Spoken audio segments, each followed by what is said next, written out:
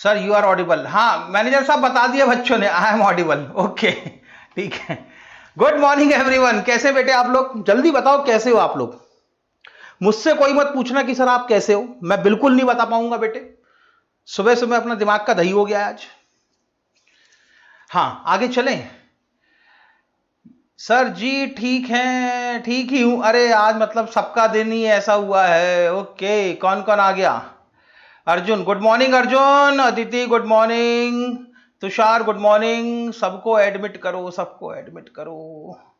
Tushar good morning, Khushi good morning, Shalu good morning, Amit good morning, Tanu good morning, Anushka good morning, Manisha बेटे good morning. क्या हुआ आपको? कुछ नहीं बेटे, जब सुबह सुबह बेटे सवेरा होता है। सर कल के क्वेश्चन में डाउट तो आया था बट थोड़ा लेट सॉल्व किया था इसलिए कॉल नहीं कर पाए। कोई बात नहीं बेटे। क्या हुआ सर जी? जय माता दी, जय माता दी ज्ञान बेटे। शिवानी गुड मॉर्निंग सर बेटे, गुड मॉर्निंग। हाँ किसी ने पूछा क्या हुआ बेटे? सुबह सुबह जब आदमी की नींद खुलती है, बढ़िया पक्षी चहचहा रहे होते हैं, बढ़िया अच्छा सुहावना मौसम होता है, ठंडी ठंडी हवा चल रही होती है, मॉर्निंग वॉक का समय होता है, और उस समय अगर तुम्हारे हाथ में कोई सब्जी का थैला पकड़ा के बोले कि जाओ बाजार से सब्जियां लेके आओ, तो सोचो क्या मूड की ऐसी तैसी होती होगी। बस वही हुआ बेटे मेरे साथ आज, इसीलिए ठीक है। हाँ क्लास चालू करें? खुशी हाँ हाँ, हंस लो बेटे हंस लो। आज मैं भी अपनी किस्मत पे ऐसे ही हंसा था। ठीक है आओ आगे चलते हैं। यस सर चलो आगे। कल बेटे मैंने आपको 2 क्वेश्चन होमवर्क में दिए थे, जल्दी से दोनों क्वेश्चन को क्रॉस चेक करेंगे। दोनों क्वेश्चन को क्रॉस चेक करने के बाद फिर हम आगे बढ़ेंगे। शुरू करूं? यस सर आप शुरू करो। सर कल का होमवर्क नहीं कर पाए और सर कल का क्वेश्चन में डाउट था मेरा और मनीषा का, बहुत डाउट हुआ। ओके बहुत डाउट हुआ, कोई बात नहीं बेटे, चलो आगे चलते हैं। बेटे जल्दी बताओ होमवर्क किस किसने किया और किस किसने नहीं किया। हो गया सर, शिवानी ने कहा सर हो गया सर होमवर्क। वेरी गुड बेटे शिवानी। और बताओ? सर कर लिया सर। ओके हाँ सर एक क्वेश्चन क्या था सर? सर एक क्वेश्चन में डाउट था, कोई बात नहीं, थर्ड हो गया, फिफ्थ नहीं हुआ। ओके डन सर, पर सर कर दूंगा। ओके बेटे आज कर लेना। चलो जल्दी से क्वेश्चन क्रॉस चेक करो। फिफ्थ नहीं हुआ, कोई बात नहीं बेटे, नहीं हुआ तो आप लोग मेरे साथ साथ फिफ्थ क्वेश्चन क्रॉस चेक करेंगे। काम शुरू करेंगे फ्रॉम करंट। ये लो, कल बेटे मैंने पहला क्वेश्चन आपको होमवर्क में दे रखा था, question number third. Question number third हमारा कुछ इस तरीके से था। कोई बात नहीं बेटे, नहीं कर पाए तो अभी मेरे साथ साथ आप लोग डिसाइड करते जाओ कि ऐड करना है कि लेस करना है। तो ये समझ लो बेटे आपकी होमवर्क हो गई। बाकी रही बात कॉपियों में लिखने की, तो आज कर लेना बेटे, कोई दिक्कत नहीं। आज मैंने 2 बड़े इंपॉर्टेंट क्वेश्चन, 3 बड़े इंपॉर्टेंट क्वेश्चन डिस्कस करने हैं, इसलिए ज्यादा समय बर्बाद नहीं किया जा सकता। मैं भी नहीं कर पाई सर, कोई बात नहीं बेटे। आप सभी को ईद की हार्दिक शुभकामनाएं। आज ईद है, इस चक्कर में बेटे आपने होमवर्क नहीं किया तो भी छूट है बेटे, कोई दिक्कत नहीं। ये बेटे आप अपनी ईद ही समझ लो। हाँ आपको भी सर धन्यवाद बेटे, बहुत बहुत धन्यवाद, बहुत बहुत शुक्रिया। आओ आगे चलें। क्वेश्चन नंबर थर्ड बेटे कुछ इस तरह से हमारा क्वेश्चन में था। Physical verification of the stock in the business was done on 23 February 2020। Value of stock was 28 lakh rupees. The following transaction took place between 23rd February to 29th February. बेटे यहाँ पे 20 sir same to you sir. Thank you बेटे, thank you, thanks a lot, thanks a lot. आप सभी को बेटे ईद की हार्दिक शुभकामनाएं। ईद आप सभी के लिए बहुत अच्छी हो। भगवान करे बेटे ईद के दिन आपकी सारी इच्छाएं, सारी मन्नतें पूरी हो बेटे। आगे चलें? हाँ सर आगे चलो। सर हमारी मन्नतें तो सर पढ़ने के बाद ही पूरी होगी। भगवान अगर हमारी वैसी मन्नतें पूरी करते तो बात ही क्या थी सर। सुबह से लेकर शाम तक हम मंदिर में पाए जाते, सुबह से लेकर शाम तक सर मंदिर में पाए जाते, और खाली खाली सर भगवान के भजनों और मंत्रों के अलावा कुछ जाप भी नहीं करते। लेकिन इंस्टीट्यूट वाले मंत्रों के से नंबर नहीं देते सर एग्जाम में, या एग्जाम के लिए तो पढ़ना पड़ता है सर। यस सर, बस एक ही मन्नत है, एक ही इच्छा है, सबकी बेटे इच्छाएं एक ही जैसी है। ठीक, यस सर करेक्ट। चलो आगे चलो फिर। हाँ तो बेटे इन्होंने अपना फिजिकल वेरिफिकेशन किया है 23 फरवरी को, और इनको स्टॉक की वैल्यूएशन चाहिए 29 फरवरी को। इसका मतलब यह है कि यहां पर भी फॉरवर्ड कैलकुलेशन होगा। बैक डेट में स्टॉक आपका दे रखा है, फ्यूचर की डेट का स्टॉक आपने कैलकुलेट करना है, और बैक डेट की स्टॉक से फ्यूचर के डेट पे अगर जाना हो तो क्या करना पड़ेगा सर? इस टाइम पीरियड के बीच में जितने भी ट्रांजैक्शन नए हुए हैं हमें उनका इफेक्ट डालना पड़ेगा। याद रखें बेटे, फॉरवर्ड कैलकुलेशन में क्या करना पड़ता है? बैक डेट का ट्रांजैक्शन क्वेश्चन के अंदर बैक डेट की इन्वेंट्री वैल्यूएशन क्वेश्चन के अंदर दी होती है, फॉरवर्ड डेट की इन्वेंट्री वैल्यूएशन हमने कैलकुलेट करनी होती है, और इस टाइम पीरियड में जितने भी नए ट्रांजैक्शन हुए होते हैं उन सारे ट्रांजैक्शन का इफेक्ट हमें डालना पड़ता है. So we are going to put the effect for ascertaining the value of inventory as on 29 February 2020. चलो सर आगे चलें. Yes sir. लो बेटे कुछ एडजस्टमेंट भी दिए हुए. Out of the goods sent on consignment, goods at a cost worth ₹2,30,000 were unsold.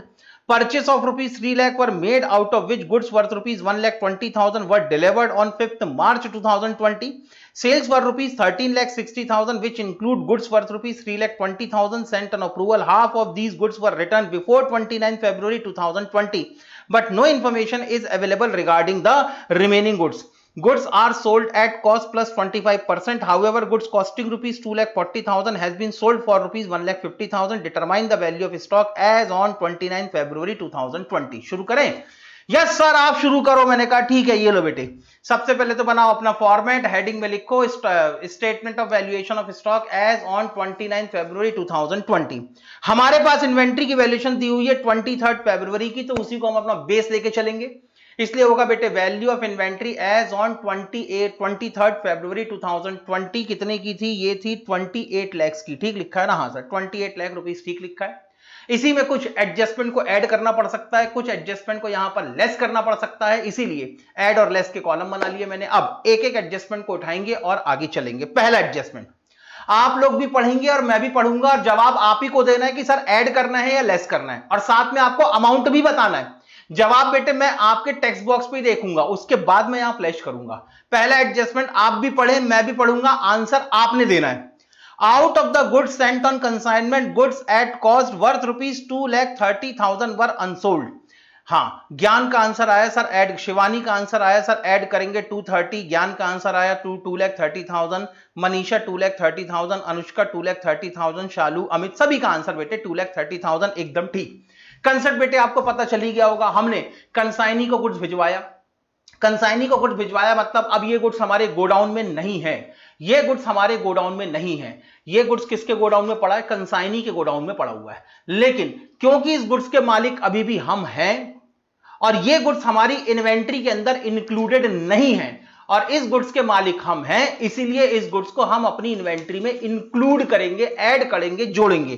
तो यहां पर बेटे ऐड करना पड़ेगा unsold goods sent on consignment 2,30,000. Second adjustment बेटे जल्दी से पढ़ेंगे.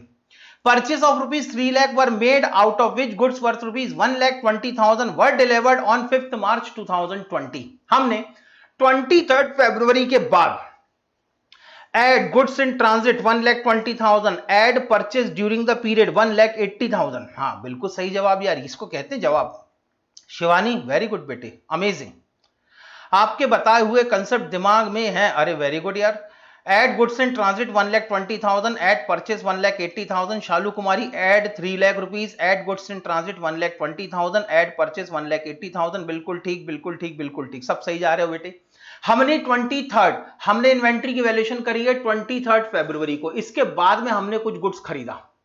इसमें से 1,20,000 का गुड्स ऐसा है जो अभी तक हमें नहीं मिला. अगर अभी तक हमें नहीं मिला इसका मतलब वो हमारी इन्वेंट्री में इंक्लूडेड नहीं है, और वो हमारी इन्वेंट्री में इंक्लूडेड नहीं है और इस गुड्स के मालिक भी हम हैं, तो इसको इन्वेंट्री में इंक्लूड करने के लिए गुड्स इन ट्रांजिट 1,20,000 ऐड करेंगे. दूसरा हमने 1,80,000 का गुड्स खरीदा है 23 फरवरी के बाद, यानी 23 फरवरी को जब फिजिकल वेरिफिकेशन हुई होगी तो ये गुड्स भी हमारी इन्वेंट्री में जुड़ा हुआ नहीं था, बाद में हमने ये गुड्स खरीदा है. और क्योंकि इस गुड्स के मालिक हम हैं तो इसको हम अपनी इन्वेंट्री में अलग से ऐड करके दिखाएंगे, तो 1,80,000 भी ऐड होगा. सबके आंसर बेटे एकदम सही. आओ जल्दी से इसको भी लिखेंगे. Goods in transit on 29 February 2020 1,20,000 और लिखेंगे purchase during the period from 23 February to 29 February 2020 1,80,000. यहां पर भी किसी को डाउट नहीं है. Very good. थर्ड एडजस्टमेंट जल्दी बेटे आप भी पढ़ो मैं भी पढ़ूंगा. सेल्स वर सर बस इस वाले पॉइंट में डाउट है। ओके, इस वाले पॉइंट में डाउट है। ये लो बेटे, इस वाले पॉइंट को भी अभी फटाफट प्रोसेस करके खत्म करते हैं। Sales were rupees 13,60,000 which include goods worth rupees 3,20,000 sent on approval. Half of these goods were return before 29 February 2020। जो गुड्स वापस आ गया उसको तो पहले सेल्स में से माइनस कर दो, क्योंकि जो गुड्स भेजा था तो at the time of sending of goods हमने इसको एक्चुअल सेल रिकॉर्ड किया था। तो जब ये इसमें से आधा गुड्स वापस आया है तो ये होगा as good as your sales return. तो पहले सेल्स रिटर्न माइनस कर दो। ठीक है सर, कर दिया। हमने गुड्स बेचा है 13,60,000 का, 13,60,000 का, इसमें से गुड्स वापस आ गया 1,60,000 का, तो नेट सेल्स होनी चाहिए 12 लाख रुपए की। अच्छा, बचा हुआ जो आधा गुड्स था जिसके बारे में अभी तक कोई इंफॉर्मेशन नहीं मिली, वो है स्टॉक विद कस्टमर। और कस्टमर के गोडाउन में जो स्टॉक है वो हमारी इन्वेंट्री में इंक्लूडेड नहीं है। और क्योंकि वो हमारी इन्वेंट्री में इंक्लूडेड नहीं है लेकिन उसके मालिक अभी भी हम हैं, तो उस स्टॉक को अलग से हमें अपनी इन्वेंट्री में ऐड करके दिखाना पड़ेगा और उसकी निकालनी पड़ेगी पहले कॉस्ट। कॉस्ट निकालने के लिए मुझे प्रॉफिट का परसेंटेज चाहिए। क्वेश्चन के अंदर दे रखा है goods are sold at cost plus 25%, और मुझे चाहिए सेल्स पे प्रॉफिट का परसेंटेज। तो सेल्स पे प्रॉफिट का परसेंटेज होगा 20%। तो 1,60,000 में से अगर मैं 20% माइनस कर दूं तो हो जाता है 1,28,000। Add cost of goods sold on approval basis lying with customer 1,28,000। ठीक है sir, add cost on approval ये भी ठीक है सर, बट वो स्टॉक सेल्स में से तो माइनस होना चाहिए। बेटे देखो, या तो आप इसको सेल्स में से माइनस करके दिखाओ, और जब आपने टोटल सेल्स माइनस करने का मन बना लिया है तो हम टोटल सेल्स में से सेल्स रिटर्न को माइनस करने के बाद जो बची हुई सेल्स है उसको तो लेस करने ही वाले हैं। तो क्योंकि हम अपनी टोटल सेल्स को माइनस करने वाले हैं, इसीलिए कस्टमर के पास में जो स्टॉक पड़ा हुआ है उसको अभी हम यहां पर ऐड कर देते हैं। बात खत्म। तुम सोचो ना बेटे क्या काम करने वाले हो। यहां पे थोड़ी सी जगह कम है इसलिए मुझे थोड़ा छोटा छोटा लिखना पड़ेगा। ठीक, हाँ सर ठीक है, कोई दिक्कत नहीं। सुनो, हमने क्वेश्चन कह रहा है कि हमारी कुल दिख रहा है ना बेटे, मनीषा दिख रहा है, थोड़ा सा विजिबल है, मुझे थोड़ा छोटा छोटा लिखना पड़ेगा बेटे। यहां पे सभी के आंसर सही है, मनीषा का एक डाउट है इसलिए मुझे रुकना पड़ रहा है 1 मिनट के लिए। मनीषा दिख रहा है, ठीक है बेटे। देखो क्वेश्चन कह रहा है कि हमने कुल मिला के 13,60,000 का गुड्स बेचा है। ठीक, तो मैंने कहा जितना गुड्स बिका पूरा ही माइनस कर दो ना, बात खत्म। अब जब मैं पूरा का पूरा गुड्स माइनस करने के मूड में आ गया हूं तो जो स्टॉक कस्टमर के गोडाउन में पड़ा हुआ है उसको वापस भी तो एड बैक करना पड़ेगा। और चलो देखते हैं, फिर ये कह रहे हैं इसमें से 30,20,000 का goods sale on approval basis पर भिजवाया। अब 3,20,000 का गुड्स अप्रूवल बेसिस पे भिजवाया, इसमें से आधा गुड्स तो वापस आ गया। आधा गुड्स वापस आ गया मतलब ये हो गया हमारा सेल्स रिटर्न। तो दोस्त मैं यहीं से सेल्स रिटर्न माइनस कर देता हूं 1,60,000 का, तो मेरी नेट सेल्स कितने की बची? 12 लाख रुपए की।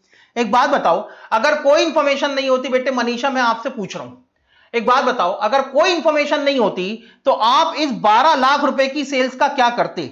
मैं आपसे पूछ रहा हूं कि अगर मान लो कोई इंफॉर्मेशन नहीं होती तो आप इस 12 लाख, बेटे मनीषा आपका जो डाउट है उसका जवाब आपको यहीं से मिलेगा और अपने आप मिलेगा, अपने अंदर से बेटे उसका जवाब निकलने दो, तब तो मजा है। मैं आपसे पूछ रहा हूं कि अगर इस क्वेश्चन में इसके अलावा और कोई इंफॉर्मेशन ना होती तो आप इस 12 लाख रुपए का क्या करते? बोलो बेटे मनीषा, अगर इस क्वेश्चन में और कोई इंफॉर्मेशन नहीं होती, सिर्फ इतनी इंफॉर्मेशन लिखी होती, मैं और क्वेश्चन को सिंप्लीफाइड कर देता हूं, आगे पीछे की सारी इंफॉर्मेशन हटा दो। मैंने कहा कि मैंने 13,60,000 का गुड्स बेचा, उसमें से 1,60,000 का गुड्स वापस आ गया। तो आप कहते हैं कि सर 13,60,000 की सेल्स है, 1,60,000 का गुड्स वापस आ गया, तो नेट सेल्स हो गई हमारी 12 लाख रुपए की। तो आप 12 लाख रुपए का क्या करते? शालू कुमारी ने आंसर दिया सर लेस करते। हां सर, कॉस्ट ऑफ सेल्स की वैल्यू निकाल के माइनस करते। बताओ कॉस्ट ऑफ सेल्स कितनी आती? बोलो ना बेटे। हाँ, कॉस्ट ऑफ सेल्स की वैल्यू निकाल के माइनस करते। आप मान रहे हैं इस बात को? यस सर बिल्कुल मान रहे हैं, कॉस्ट ऑफ सेल्स की वैल्यू निकाल के माइनस कर देते, कॉस्ट पे लेस करते, बिल्कुल ठीक। अब तुम ये कह रहे हो कि 12 लाख रुपए की सेल्स को हम माइनस कर देते।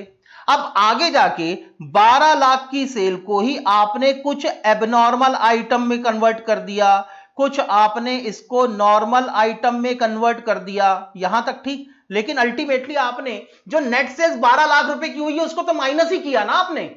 और अगर माइनस किया है तो उस माइनस के साथ साथ ये 3,20,000 में से जो 1,60,000 का गुड्स अभी भी कस्टमर के गोडाउन में है वो भी तो माइनस हो रहा है।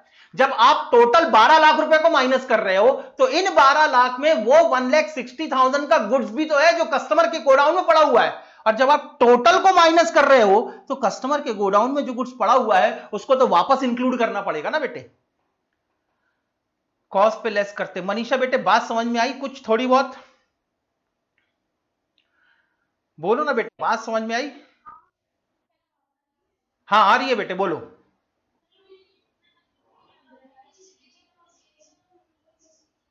हाँ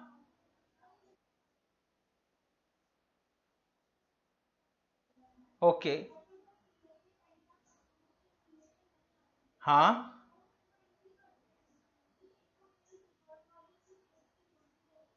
हाँ एग्जैक्टली exactly,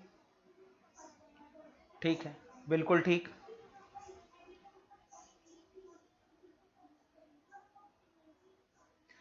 अच्छा चलो एक काम करते हैं, मैं आपके हिसाब से चलता हूं, ठीक है।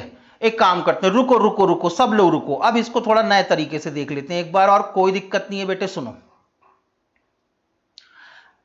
मेरा कहना क्या है, मेरा कहना यह है कि भाई हमारी टोटल सेल्स हुई है, मैं अपने हिसाब से कैलकुलेट करता हूं, फिर आपके हिसाब से कैलकुलेट करता हूं। जो आपके मन में डाउट है वो इसीलिए आ रहा है कि सर आप हमारी वर्किंग अलग चल रही है, आपकी वर्किंग अलग चल रही है, लेकिन आप आखिरी में देखोगे फाइनली दोनों का आंसर एक जैसा आएगा। शुरू करूं?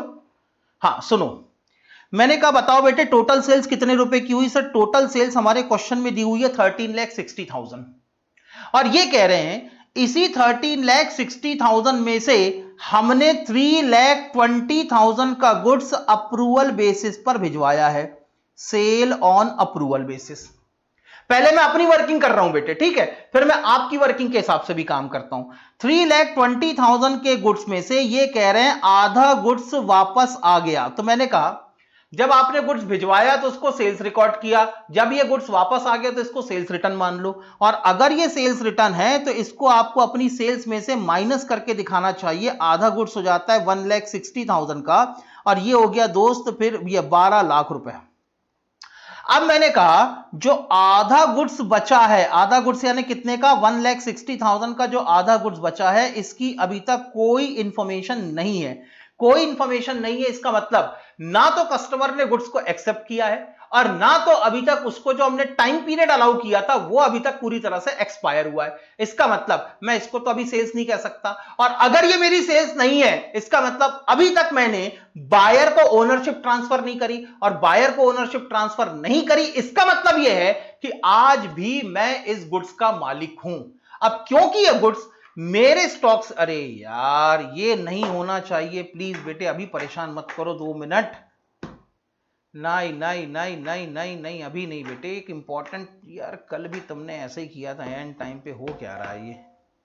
हाँ ठीक है, तो बेटे जब मेरी टोटल सेल हुई, ये मेरे गोडाउन से बाहर निकल गया और डिस्पैच हो गया, तो ये तो मेरे स्टॉक में अभी इंक्लूडेड नहीं है, ये बात तो पक्की है। अब ये इंक्लूडेड नहीं है और ये कस्टमर के गोडाउन में है, तो मुझे इसको अलग से ऐड करना पड़ेगा। अलग से ऐड करने के लिए मैंने कहा दोस्त इसकी जो कॉस्ट है ऐड करेंगे, क्या ऐड करेंगे? Cost of goods. अब कॉस्ट ऑफ गुड्स कैसे निकालें? तो भाई यहां पे सेलिंग प्राइस क्वेश्चन के अंदर दी हुई है 1,60,000 रुपीज की, इसमें से माइनस कर दो 20% का ग्रॉस प्रॉफिट। 1,60,000 माइनस 20% का ग्रॉस प्रॉफिट, ये हो गया 1,28,000। तो 1,28,000 कैलकुलेशन में प्लस हो जाना चाहिए। आगे आगे अगर मैं 12 लाख, पहले मैं अपने हिसाब से पूरा एडजस्टमेंट समझा दूं, पहले एक बार मैं अपने हिसाब से पूरा एडजस्टमेंट समझा दूं बेटे, फिर उसके बाद मैं आपके हिसाब से भी चलता हूं, और आप पक्का देखोगे कि आंसर दोनों में सेम आएगा, ये गारंटी है मेरी। ठीक है सर आप भी कर लो अपने मन की, मैंने कहा मैं तो करूंगा अपने मन की। आओ आज मैं जिद पे अड़ गया बेटे, आज मेरे अंदर छोटा बच्चा समा गया है जिसने जिद ठान ली है कि पहले मैं अपने हिसाब से करूंगा। फिर उसके बाद में एक इंफॉर्मेशन कह रहे हैं however goods costing rupees 2,40,000 has been sold for rupees 1,50,000। कुछ गुड्स ऐसा है, कुछ गुड्स ऐसा है, कौन सी इंक्लूड, ये ले लेता हूं। कुछ गुड्स ऐसा है जिसकी कॉस्ट प्राइस थी 2,40,000 और हमने इसको बेचा है, यानी इसकी सेलिंग प्राइस या सेल रियलाइज हुई है 1,50,000। अब कॉस्ट प्राइस ज्यादा है, सेलिंग प्राइस कम है, तो अल्टीमेटली ऐसे आइटम को हमने क्या नाम दिया था सर? ऐसे आइटम को हमने नाम दिया था एबनॉर्मल आइटम। यानी हमारे एबनॉर्मल आइटम की सेल कितनी हुई है? 1,50,000। तो अगर 12 लाख रुपीस की टोटल सेल में एबनॉर्मल आइटम की सेल 1,50,000 रुपीस की है, तो बताओ बेटे नॉर्मल आइटम की सेल कितने रुपए की रही होगी? बोलो बेटे, नॉर्मल आइटम की सेल कितने रुपए की रही होगी? बोलो बेटे, मैं सवाल पूछ रहा हूं तुमसे, बताओ। अगर मेरी नेट सेल्स 12 लाख रुपीस की है, इसमें एबनॉर्मल आइटम की सेल 1,50,000 की थी, तो नॉर्मल आइटम की सेल कितनी रही होगी? 12 लाख माइनस 1,50,000। बिल्कुल सही जवाब। नॉर्मल आइटम की सेल रही होगी 10,50,000 की। अब मुझे इसकी भी कॉस्ट ऐड करनी है। इसकी कॉस्ट ऐड करने के लिए इसमें से भी 20% का ग्रॉस प्रॉफिट माइनस कर दो, -20%। तो ये हो गया दोस्त 8,40,000। ये हो गई इसकी कॉस्ट, और इस कॉस्ट को हमारी इन्वेंट्री के अंदर ऐड हो जाना चाहिए। वैसे ही एबनॉर्मल आइटम की जो सेल हुई है, इसकी जो कॉस्ट है, इसकी कॉस्ट भी इन्वेंट्री के अंदर ऐड हो जाना चाहिए। यह है बेटा मेरा कंसेप्ट। इतना समझ में आया? मनीषा, आपका जो डाउट है उसको भी अभी 2 मिनट में दूर करूंगा। बाकी जितने स्टूडेंट है वो बताओ, क्या ये बात इतनी समझ में आई? ये कल हम क्लास के अंदर बहुत डिटेल में भी डिस्कस कर चुके थे। क्या अभी आपको इतनी बात समझ में आई? बोलो हाँ या ना।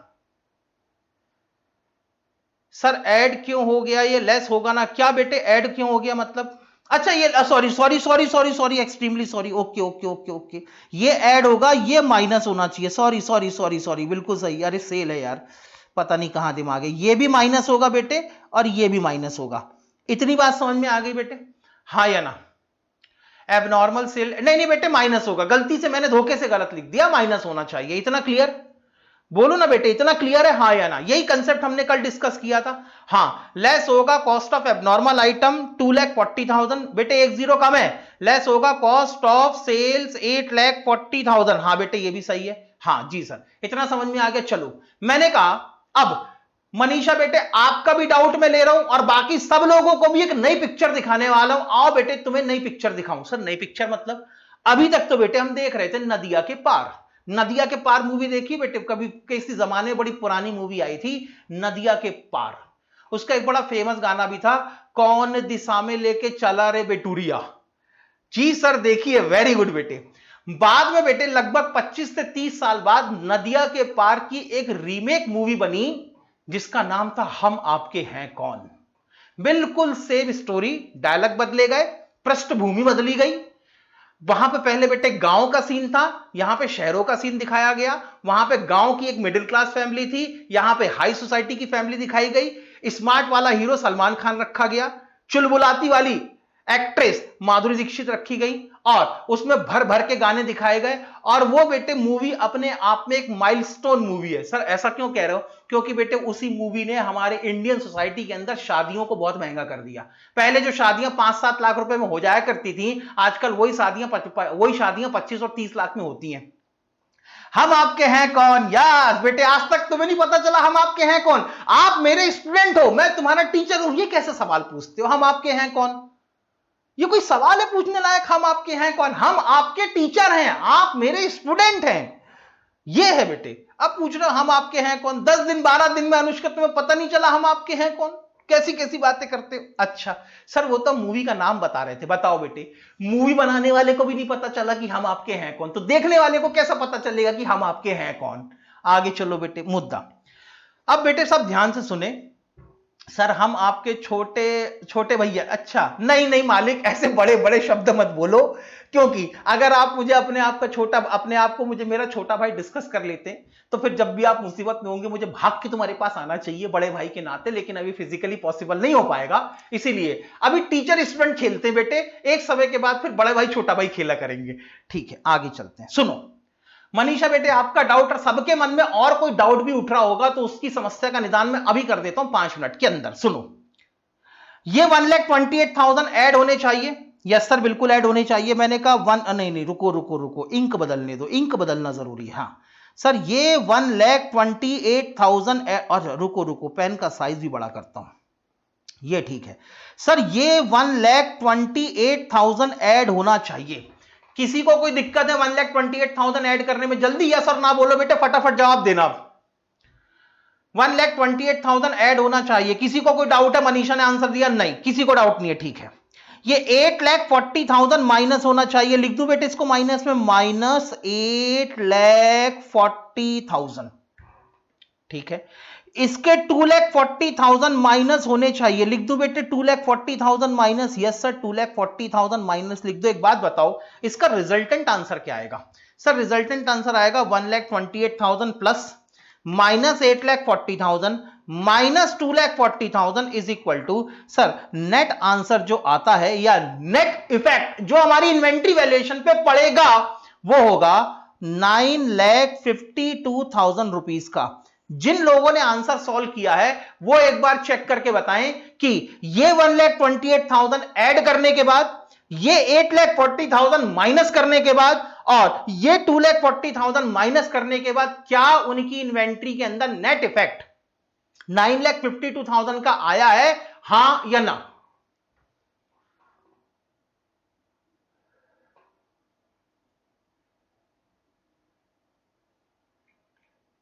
तुषार ने, अमित ने आंसर दिया यस सर, तुषार ने आंसर दिया यस सर।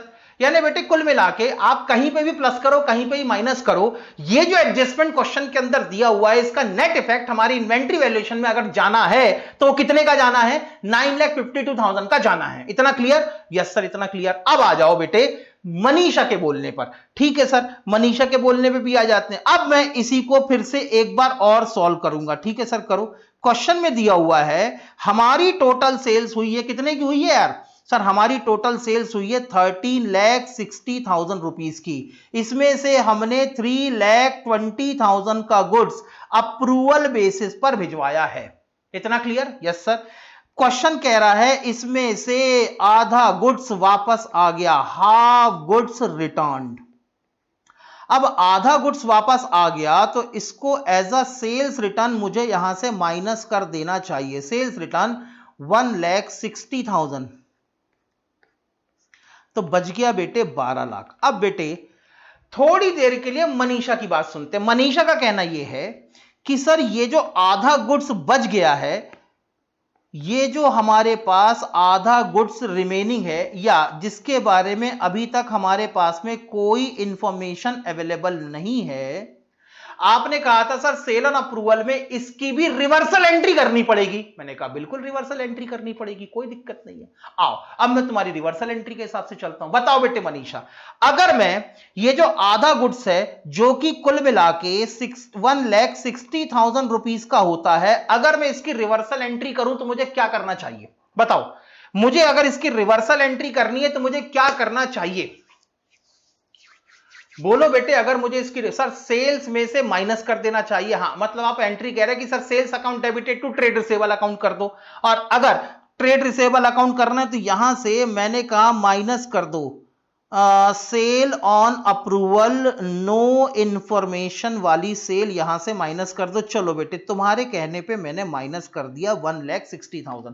कितना बच गया sir? 12 lakh minus 1,60,000 is equal to ये बच गया सर 10,40,000। मैंने कहा बहुत अच्छी बात है। अब इसके बाद ये हो गई हमारी, अब ये वो सेल है जिसमें अप्रूवल बेसिस के सेल का कोई इंपैक्ट नहीं है। बेटे मनीषा यहां तक ठीक है? बोलो हाँ या ना। ये जो 10,40,000 की सेल्स निकली है ये वो सेल्स है जिसमें अप्रूवल बेसिस की कोई भी सेल्स जुड़ी हुई नहीं है। इतना क्लियर? Yes sir clear. चलो फिर आगे चलते हैं। अब ये कह रहे हैं कि हमने कुछ गुड्स, ऐसा है जिसकी कॉस्ट प्राइस थी, कुछ गुड्स कौन सी इंक्लूड, ये ले लेता हूं, ठीक है। हमारे पास में कुछ गुड्स ऐसा था जिसकी कॉस्ट प्राइस थी 2,40,000 की, इसको हमने मार्केट में बेच दिया है 1,50,000 में, और इसको हमने नाम दिया था एबनॉर्मल आइटम। याद आया? बताओ बेटे 10,40,000 में एबनॉर्मल आइटम की सेल है 1,50,000 रुपीज की। तो बताओ बेटे फिर से नया सवाल, नॉर्मल आइटम की सेल कितने रुपए की होगी? नॉर्मल आइटम की सेल कितने रुपए की होना चाहिए? ये मैं सवाल पूछ रहा हूं बेटे आप लोगों से। बताओ नॉर्मल आइटम की सेल कितने रुपए की होनी चाहिए? अच्छा 8,90,000 मैं भी चेक करता हूं। 10,40,000 minus 1,50,000 is equal to, sir ये होना चाहिए नॉर्मल आइटम की सेल 8,90,000 रुपीज की। 8,90,000 रुपीज की सेल्स का क्या करना चाहिए बेटे? मेरा आप सभी से एक सवाल है, 8,90,000 रुपीज की सेल्स का हमें क्या करना चाहिए? बताओ,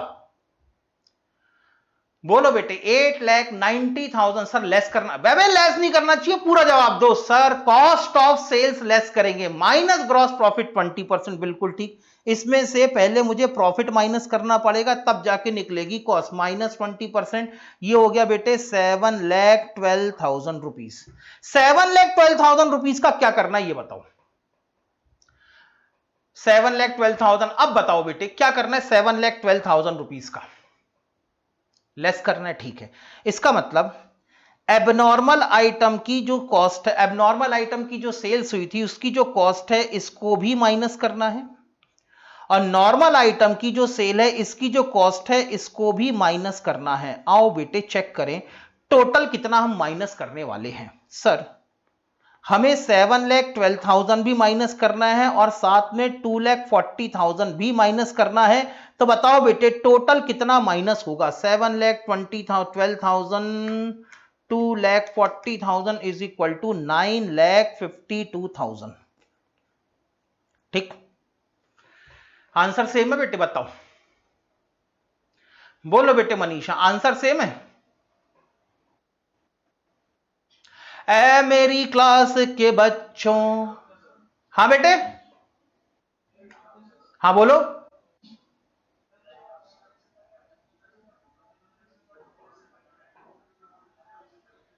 हाँ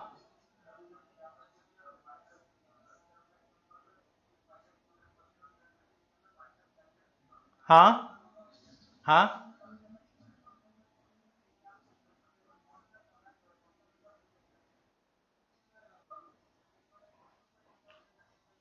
हाँ, सुनो, असल में मैंने वर्किंग आपको इस तरीके से, ये अपनी पुरानी वाली वर्किंग है, याद आई बेटे सबको? बोलो ना, ये हमारी पुरानी वाली वर्किंग है, सबको याद आई बेटे? अरे सब बताओ, सब जवाब दो, यस सर। हाँ ये पुरानी वाली वर्किंग है, सबको याद आई। मैंने आपको पहले यही वर्किंग सिखाई और मैंने कहा आप इसी वर्किंग के हिसाब से प्रोसेस करेंगे। सर ऐसा क्यों कहा था आपने? सर ये वाली वर्किंग भी तो आप सिखा सकते थे कि जो आधा गुड्स वापस आ गया उसको ही माइनस कर दो, और जिस गुड्स के बारे में अभी तक हमारी इंफॉर्मेशन पेंडिंग है इसकी भी रिवर्सल एंट्री बना दो, और रिवर्सल एंट्री बनाने के बाद तो आंसर फिर भी सेम आने वाला है। तो सर ये जो दूसरी वाली वर्किंग है ये करनी है कि पहली वाली वर्किंग है ये करनी है? असल में मैं आपसे कहूंगा कि जो फर्स्ट वर्किंग है आप इसी को प्रेफरेंस देंगे और इसी के हिसाब से काम करेंगे। सर कारण दो हैं।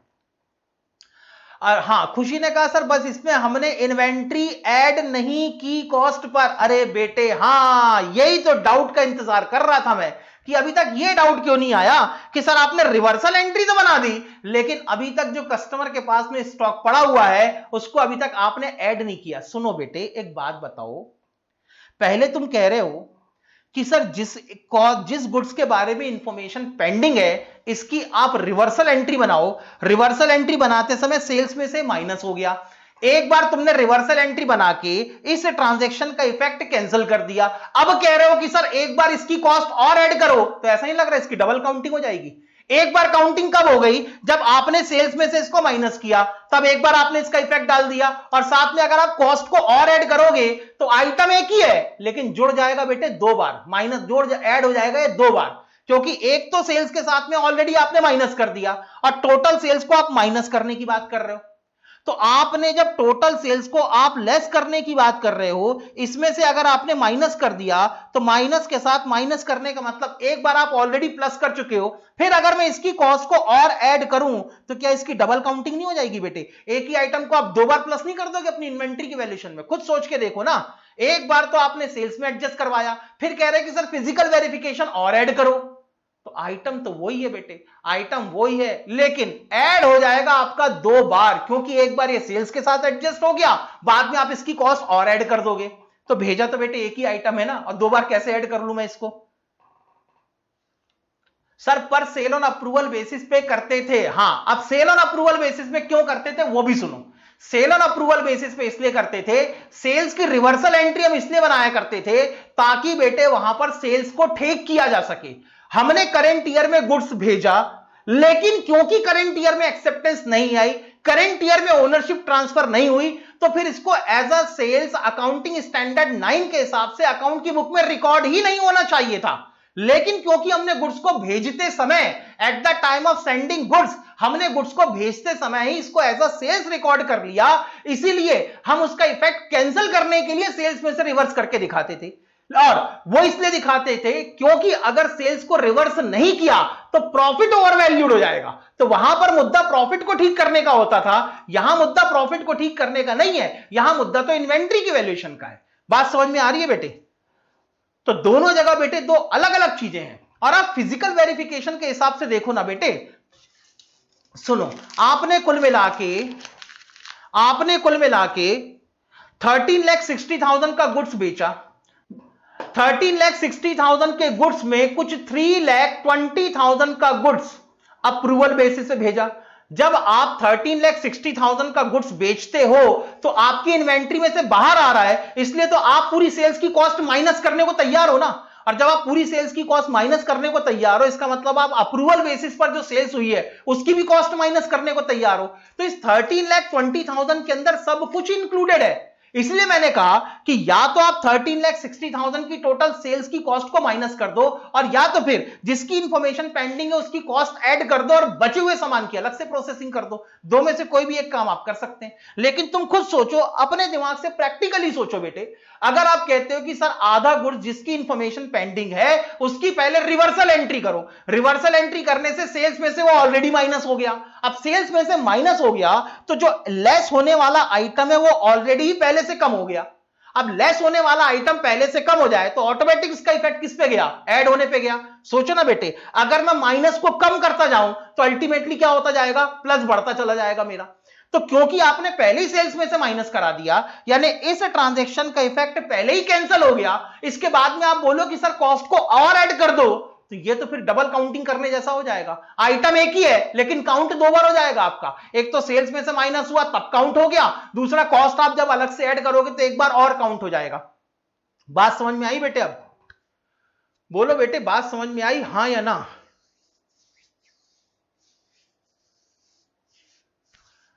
मनीषा बेटे, डाउट समझ में आया? जी सर। अरे पक्का समझ में आया कि नहीं? नहीं तो बताओ, मैं कुछ और तरीका निकालूं।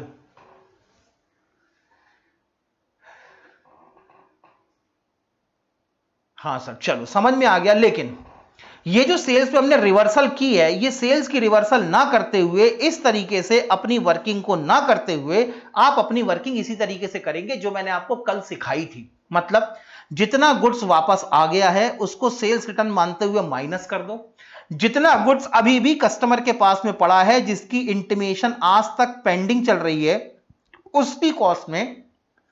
उसकी कॉस्ट अपनी इन्वेंट्री की वैल्यूएशन करते समय अलग से दिखाओ।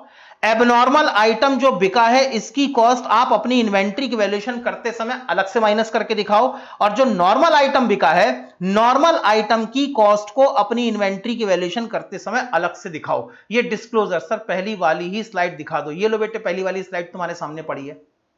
यस सर, वही तरीका ठीक है, ये तो कंफ्यूजन से भरा है। बेटे कंफ्यूजन से भरा है, लेकिन मनीषा के दिमाग में जो डाउट चल रहा था उस डाउट को बाहर निकालने के लिए मुझे उसकी वर्किंग से भी करके दिखाना जरूरी था कि आंसर दोनों ही कंडीशन में सेम आएगा। और असल में उसके दिमाग में जो चल रहा था वो डबल काउंटिंग को प्रमोट कर रहा था, और मुझे दिखाना था कि किस तरीके से वहां पे डबल काउंटिंग हो रही है, ताकि वो डबल काउंटिंग के चक्कर में दो बार एड बैक ना हो जाए। इसीलिए तो ये हमारा पहला वाला तरीका था, इसी के हिसाब से काम करेंगे। जल्दी बोलो बेटे, समझ में आ गया हां या ना? क्वेश्चन मैंने पैकअप करना है, फिर फिफ्थ क्वेश्चन पे जाना है, यही मैंने आपको होमवर्क में दे रखा था।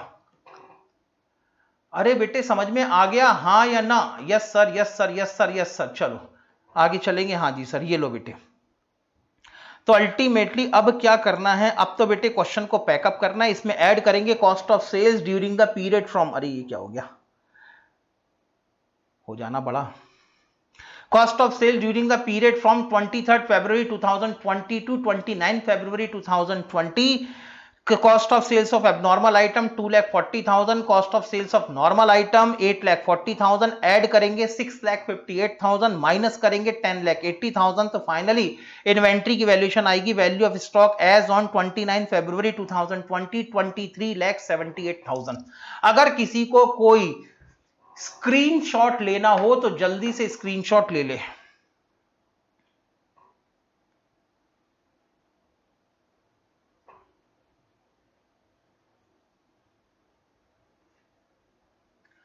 बेटे अगर किसी को नो सर हो चुका था, ठीक है बेटे हो चुका तो चलो आगे चलेंगे।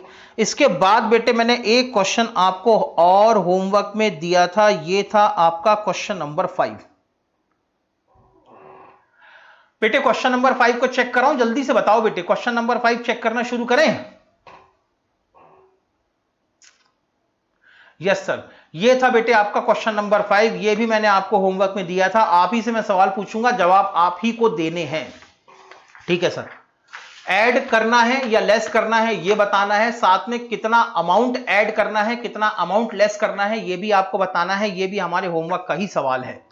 Question number 5, Jayendra's accounting year ends on 30 June 2004 but the actual stock was not taken until 8th July 2007, यानी एक्चुअल स्टॉक की वैल्यूएशन हुई है 8th जुलाई 2000, कब हुई है, हाँ एक्चुअल स्टॉक निकाला गया है 8th जुलाई 2004 को, लेकिन हमारा अकाउंटिंग पीरियड एंड हो रहा है 31 मार्च को। इसका मतलब जो फ्यूचर की वैल्यू का स्टॉक मुझे दिया होगा उसी में जिन जिन आइटम के इफेक्ट ऑलरेडी डले हुए हैं उनका इफेक्ट मुझे अब हटाना पड़ेगा, उनका इफेक्ट मुझे कैंसिल करना पड़ेगा, ताकि मुझे बैक डेट की इन्वेंट्री की वैल्यूएशन मिल सके। यही अंतर है बेटे, मैंने कल भी समझाया था, फॉरवर्ड कैलकुलेशन और बैकवर्ड कैलकुलेशन में एक ही डिफरेंस है। अगर फॉरवर्ड कैलकुलेशन है मतलब बैक डेट की इन्वेंट्री की वैल्यूएशन आपके पास में है और फ्यूचर की डेट की इन्वेंट्री आपको कैलकुलेट करनी है, तो इस टाइम पीरियड में जितने भी ट्रांजैक्शन होंगे इनका इफेक्ट डालना पड़ेगा। लेकिन अगर यहां पर फ्यूचर की डेट की इन्वेंट्री क्वेश्चन में दी हुई है और बैक डेट की इन्वेंट्री अगर आपने कैलकुलेट करनी है, तो इस बीच में जितने ट्रांजैक्शंस का इफेक्ट डला हुआ है हमें उन सब का इफेक्ट कैंसिल करना पड़ेगा, तब आपको बैक डेट की इन्वेंट्री की वैल्यूएशन मिलेगी। आगे चलूं? यस सर आगे चलो। लो बेटे ये क्वेश्चन मैंने आपको होमवर्क में दे रखा था, जल्दी से बेटे बनाएंगे। Format statement of the valuation of stock as on 30 June 2004 particular amount. हमारे पास में जो इन्वेंट्री दी हुई है वो बेटे वो दी हुई है 8 जुलाई 2004 की 29,700 और यही हमारे लिए बेस इन्वेंट्री होगी। यहीं से शुरू करेंगे।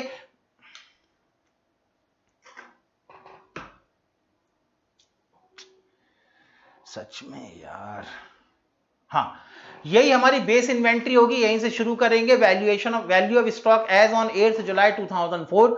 इसी में से जब हम 1 जुलाई से लेके 8 जुलाई तक, हाँ 1 जुलाई से लेके 8 जुलाई तक इनके बीच में जितने भी ट्रांजैक्शंस हुए हैं उनका जब इफेक्ट कैंसिल करना शुरू करेंगे तो कुछ आइटम ऐड करने पड़ेंगे, कुछ आइटम लेस करने पड़ेंगे। फाइनली हमें हमारी बैक डेट की इन्वेंट्री की वैल्यूएशन मिल जाएगी। आगे बढ़ूं?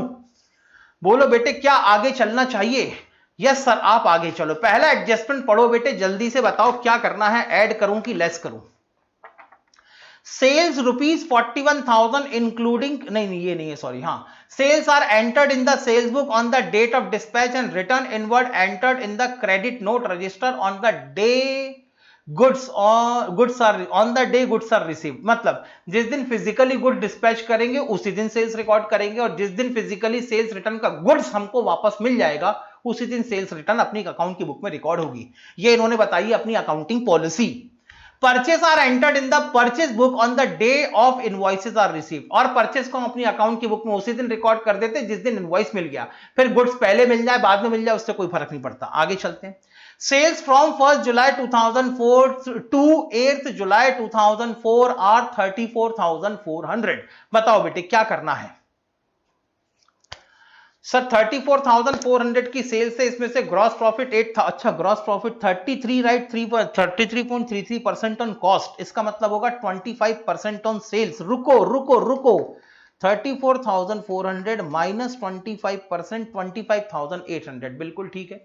शिवानी का आंसर आया 34,400। रुको ऐड नहीं बेटे शालू, ऐड 34,400 नहीं होगा, 34,400 सेलिंग प्राइस है। मुझे इन्वेंट्री में जब भी ऐड करना है या लेस करना है तो मुझे कॉस्ट प्राइस ऐड और लेस करनी पड़ेगी। शिवानी का आंसर 25,800 ठीक है, मनीषा का आंसर 25,800 ठीक है, खुशी का आंसर भी सही है, तुषार का आंसर भी सही है, ऐड होगा ठीक है 25,800, अमित का आंसर भी सही है, अनुष्का का भी आंसर सही है, यानी बात आपको समझ में आ गई। सर जब हमने 8 जुलाई को इन्वेंट्री की वैल्यूएशन करी उसके पहले ये गुड्स हमारा बिक गया था, उसके पहले अगर ये गुड्स बिक गया है इसका मतलब ऑलरेडी ये सेल्स रिकॉर्ड हो चुका है। ये अगर सेल्स रिकॉर्ड हो चुकी है, हमारे गोडाउन में नहीं है, बैक डेट को एंट्री करनी है तो इसको वापस हमारे स्टॉक में इंक्लूड करना पड़ेगा। वापस स्टॉक में इंक्लूड करने के लिए सर इसको हम ऐड बैक करेंगे, ठीक है। तो ऐड होगा दोस्त यहां पर cost of sale during the intervening period, यहां पर सेल्स थी 34,400 की, लेस होगा ग्रॉस प्रॉफिट 33.33% ऑन कॉस्ट और 25% ऑन सेल्स 8,600, ऐड होगा 15,800। आगे चलते हैं, अगला adjustment. On 15th March, goods of the sale value rupees 10,000 were sent on sales or return basis to customer. The period of approval being 4 weeks, he returned 40% of the goods on 10th April, approving the rest. हमने जितना goods इसको भिजवाया उसमें से 40% goods इसने approve कर दिया। 10,000 rupees का गुड्स हमने भेजा था, 10,000 का 40% होता है 4,000 रुपीज, इसने 4,000 रुपीज का गुड्स तो अप्रूव कर दिया। और कह रहे हैं द अप्रूविंग ही रिटर्न, अच्छा सॉरी 4,000 का गुड्स इसने वापस कर दिया। He return 40% of the goods, he return 40% of the goods, 40% goods इसने वापस कर दिया और बाकी बचा हुआ अप्रूव कर दिया। बोलो बेटे क्या करना है? मैं अरे सॉरी यार, मैं क्या कर रहा हूं, रुको इस पेज को ऐसे मोड़ना पड़ेगा। एक मिनट बेटे, एक मिनट, बहुत बड़ी गलती, ये है मेरा क्वेश्चन। हाँ सॉरी। फिर ये कह रहे purchase from 1st July 2004 to 8th July 2004 were of rupees 2,640, out of which goods rupees 240 were not received up to 8th July 2004। Answer बताओ बेटे क्या करना है?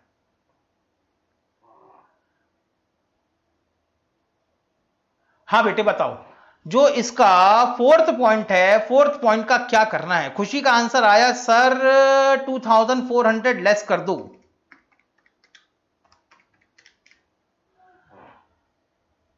हाँ बेटे, खुशी का आंसर आया 2,400 लेस कर दो, Manisha 2,400 less, Amit less 2,400, 2,400 minus minus minus, सबके आंसर बेटे एकदम सही।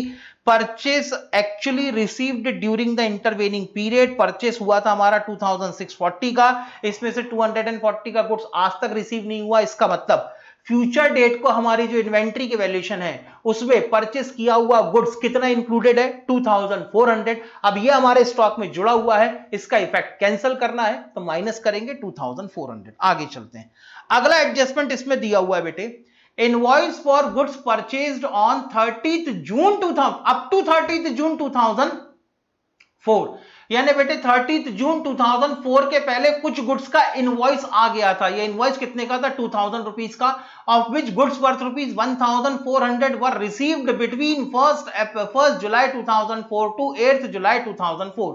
बताओ बेटे 2,000 रुपए का क्या करना है?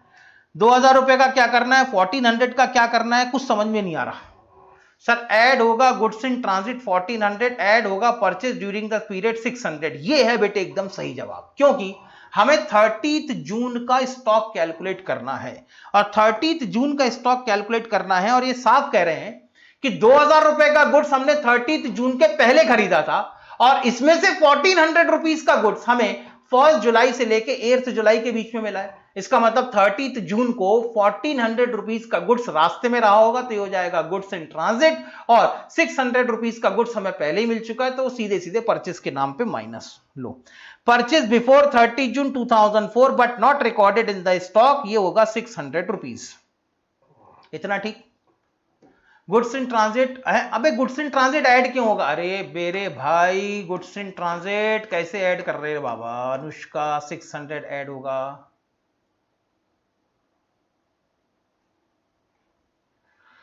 लो बेटे,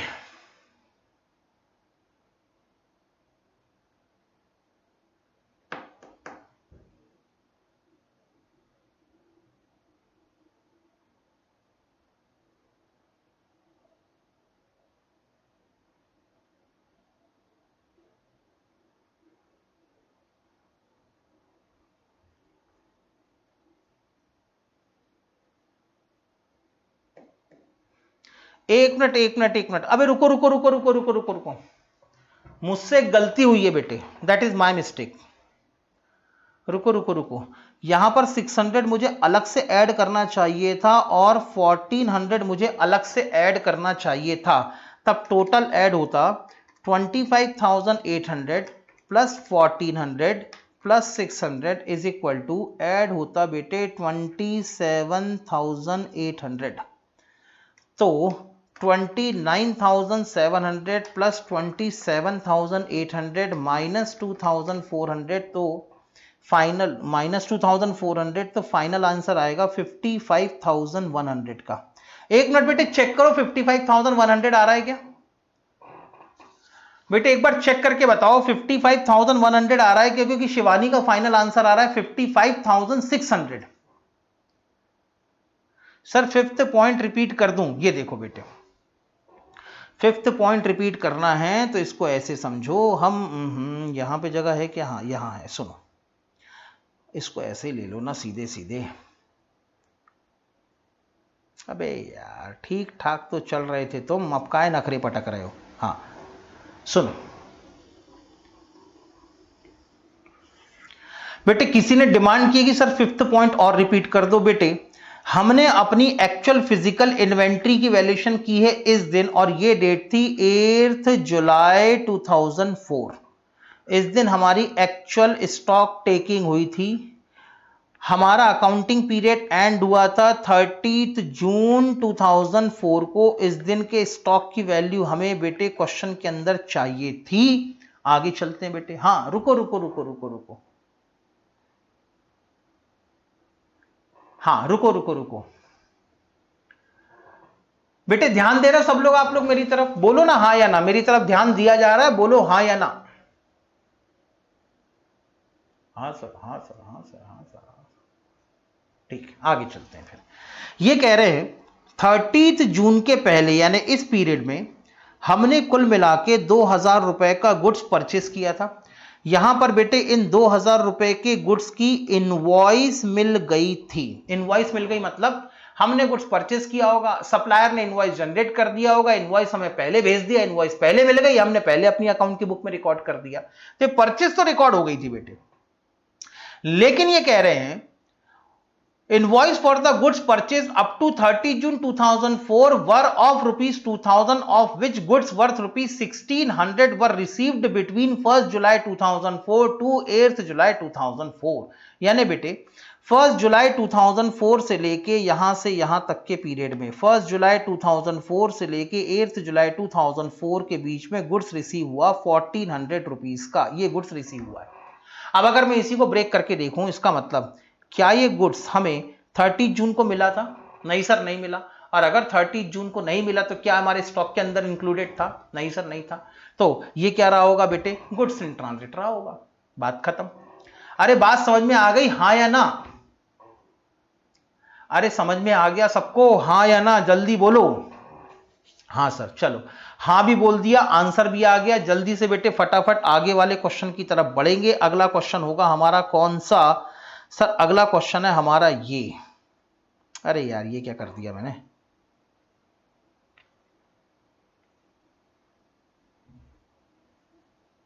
हाँ अगला क्वेश्चन है हमारा ये। पढ़ना शुरू करें बेटे?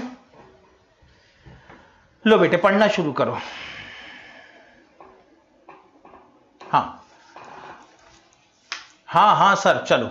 Question number 6. A trader prepare his account on 31st March each year. Due to some unavoidable reason, no stock taking could be possible till 15th April 2002. 15 April 2002 तक हमारे स्टॉक की वैल्यूएशन नहीं हुई। यानी स्टॉक की वैल्यूएशन कब हुई होगी? 15th अप्रैल 2002 को इन्वेंट्री की वैल्यूएशन हुई होगी। आगे चलते हैं। और क्या कह रहे हैं बेटे? ये कह रहे हैं on which date total cost of the goods in his godown came to rupees 50,000। यानी जब हमने 15 अप्रैल को अपनी इन्वेंट्री की वैल्यूएशन की तो उस दिन हमारे पास में स्टॉक था 50,000 रुपीस का। Following facts were established between 31st March and 15th April. 31st मार्च और 15th अप्रैल के बीच में कुछ नई बातों का पता चला। पहला क्या बताओ बेटे? फॉरवर्ड कैलकुलेशन है कि बैकवर्ड कैलकुलेशन है? जल्दी बताओ।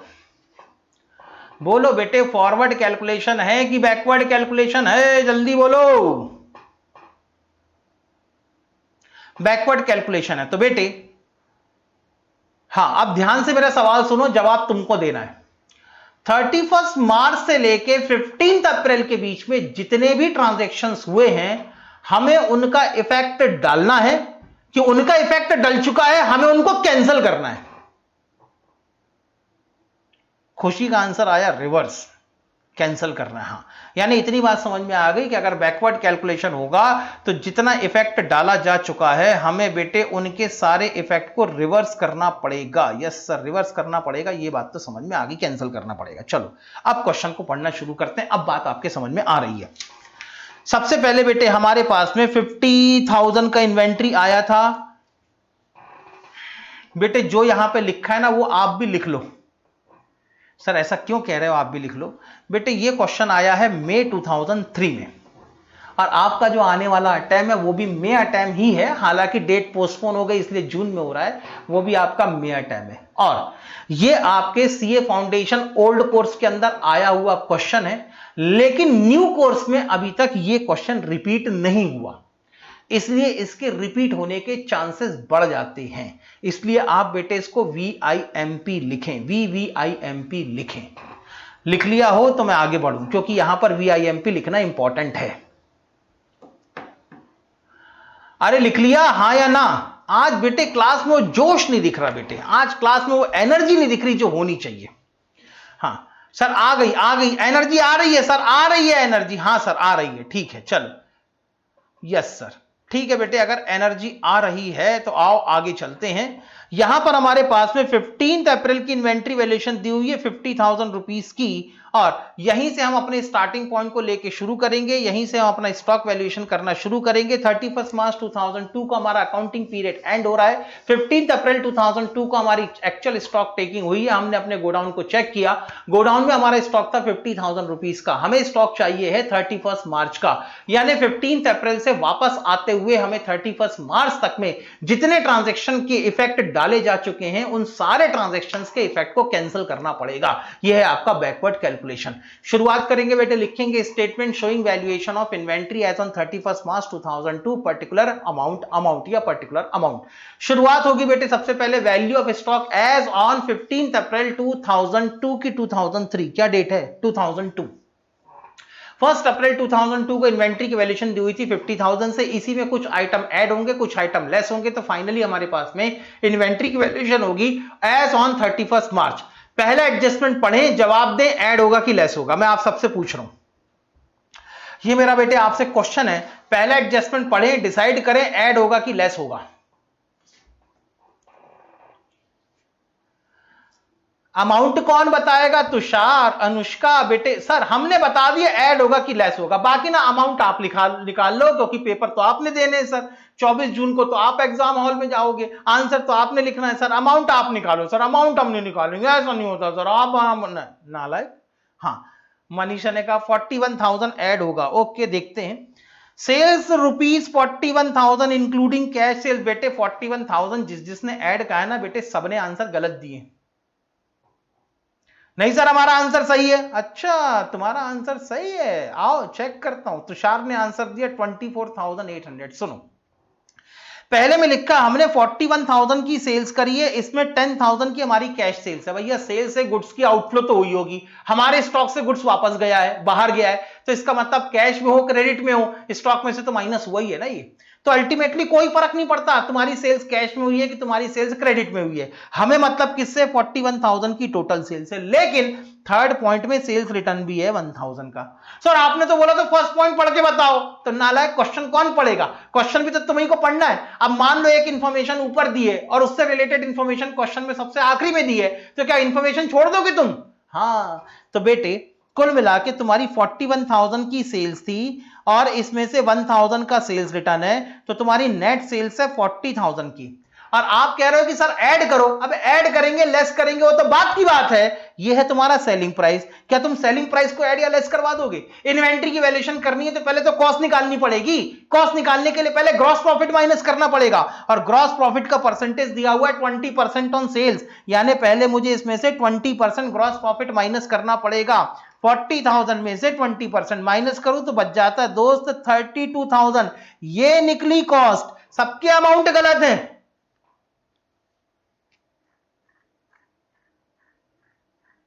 सर आप मराठी, कानपुरिया और लखनवी सारी भाषा में बात करते हो। ओप्स 32,000। अब ये कौन है? मनीषा। अच्छा बेटे मुझे पता नहीं था। मराठी में इसलिए क्योंकि बेटे नागपुर में रहता हूं और मराठी लोगों के साथ में मेरा अक्सर उठना बैठना होता है। कानपुरिया भाषा में इसलिए कह सकता हूं क्योंकि मेरा यूपी बहुत आना जाना होता है, खासकर इलाहाबाद मेरा बहुत आना जाना होता है। और इलाहाबाद में मेरा जो भाई रहता है उसके साथ में पूरा यूपी अक्सर उसके साथ में घूमता रहता हूं।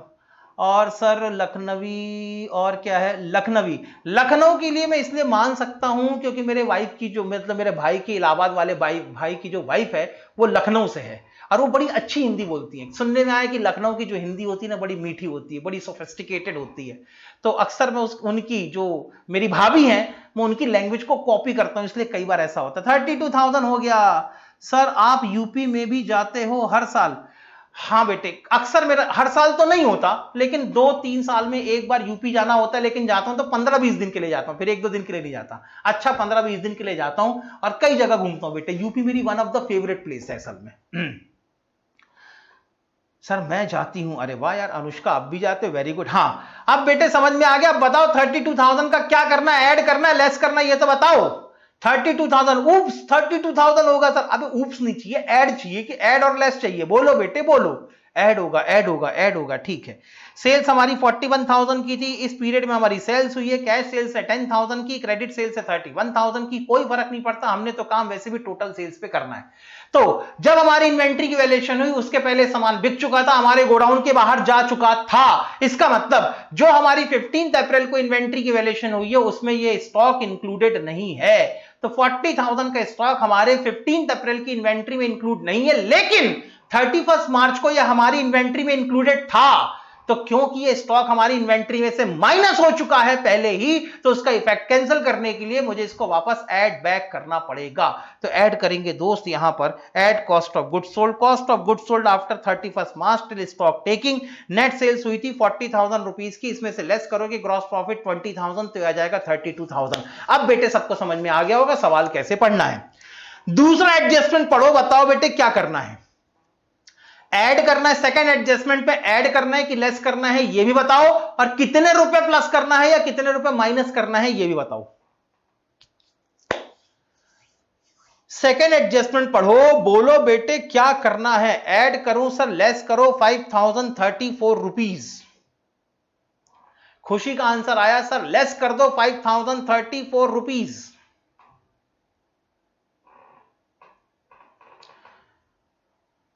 एक मिनट। शालू का बेटे डाउट आया सर सेल्स तो 41,000 दी हुई है। शालू पॉइंट नंबर 1 में सेल्स 41,000 की दी हुई है, लेकिन उसी क्वेश्चन में पॉइंट नंबर 3 में देखो, पॉइंट नंबर 3 में सेल्स रिटर्न भी 1,000 का दिया हुआ है। ठीक से बेटे क्वेश्चन को देखो, पॉइंट नंबर 1 में सेल्स दी हुई है, पॉइंट नंबर 2 में परचेस की इंफॉर्मेशन है, लेकिन पॉइंट नंबर 3 में सेल्स रिटर्न की इंफॉर्मेशन है। 5,034 सबका कहना है सर 5,034 को माइनस करो। बेटे आओ 5,034 हमें बेटे 31 मार्च 2002 का स्टॉक निकालना है। 15 अप्रैल की इन्वेंट्री वैल्यूएशन ऑलरेडी हम कर चुके हैं। हमारे गोडाउन में 50,000 का स्टॉक था। इस पीरियड में हमने 5,034 की परचेस करी है। इसमें कैश परचेस है 1,990 की, तो क्रेडिट परचेस होगी बेटे 3,040 की। अब हुआ क्या होगा, ये गुड्स हमने परचेस किया, परचेस करके लाए, ये हमारे गोडाउन के अंदर आ गया। मतलब जब 15 अप्रैल को हमने अपनी इन्वेंट्री की वैल्यूएशन करी उस दिन ये स्टॉक में इंक्लूडेड है, ये ऑलरेडी जुड़ा हुआ है। अब इसका इफेक्ट कैंसिल करने के लिए मुझे इसको माइनस करना पड़ेगा। तो दोस्त जब फाइनली ट्रीट करने जाएंगे तो इसको यहां से माइनस करेंगे। लो आगे चलो, less purchase, less cost of goods purchase after 31 March till stock taking is made 5,034 rupees. चलो सबका जवाब सही, आगे चलते हैं। फोर्थ एडजस्टमेंट पढ़ो, ऐड करना है या लेस करना है और कितने रुपए से ऐड और लेस करना है ये बताओ। आंसर सही है कि गलत है इसकी चिंता बिल्कुल मत करो, बस अपना दिमाग लगाओ। जहां तक अपने दिमाग के घोड़े दौड़ा सकते हो बेटे दौड़ाओ, कोई जल्दी नहीं है बेटे, मेरे पास बहुत समय। आज 12 बजे तक मैं अपनी क्लास को कंटिन्यू कर सकता हूं, लेकिन मुझे ये और इसके बाद के दोनों क्वेश्चन निहायत ही इंपॉर्टेंट लगते हैं। और मेरी आप लोगों से हाथ जोड़ के गुजारिश है कि एग्जाम के समय आप किसी भी क्वेश्चन का रिवीजन करें या ना करें, एग्जाम के समय इन्वेंट्री वैल्यूएशन के मैंने आपको जो नोट्स दिए हैं उसका question number 6, question number 7, question number 8, इन तीनों की पक्का पक्का रिवीजन करके जाएंगे। वैसे तो कंसेप्ट मैंने पूरे समझा दिए हैं आपको, ठीक है। और अगर फिर भी मान लो एग्जाम के समय रिवीजन करते समय कोई डाउट आया तो कृपा करके तुरंत कॉल करके अपना डाउट पूछ लें, अपने डाउट को ठीक करवा लें। फिर भी अगर ऐसा लगता है कि फोन नहीं करना, नहीं समझ में आ रहा, तो रट डालना बेटे। लेकिन इन्वेंट्री वैल्यूएशन का कोई भी क्वेश्चन मे अटेम्प्ट के अंदर आएगा तो इन तीन में से कोई एक क्वेश्चन होगा, question number 6, question number 7, question number 8। ये बेटे मैं 90% श्योरिटी से कह सकता हूं। हाँ बेटे बताओ, फोर्थ एडजस्टमेंट में क्या करना है? आंसर की चिंता बिल्कुल मत करो, आंसर सही हुआ तो बहुत अच्छी बात है, आंसर गलत हुआ तो भी डरो मत बेटे। बस सोचो 2 मिनट के लिए कि अगर वाकई में एग्जाम के अंदर ये एडजस्टमेंट आता, हमको प्रोसेस करना ही है, तो हम क्या करते? सर एड सेल्स और रिटर्न 4000, एड सेल्स और return basis lying with customer 6000। बेटे शिवानी, असल में आपने जो जवाब दिए दोनों सेलिंग प्राइस पे दिए, और जब भी आप अपनी इन्वेंट्री में कुछ भी ऐड या लेस करने की बात करते हैं तो सबसे पहले आपको इसकी कॉस्ट निकालनी चाहिए।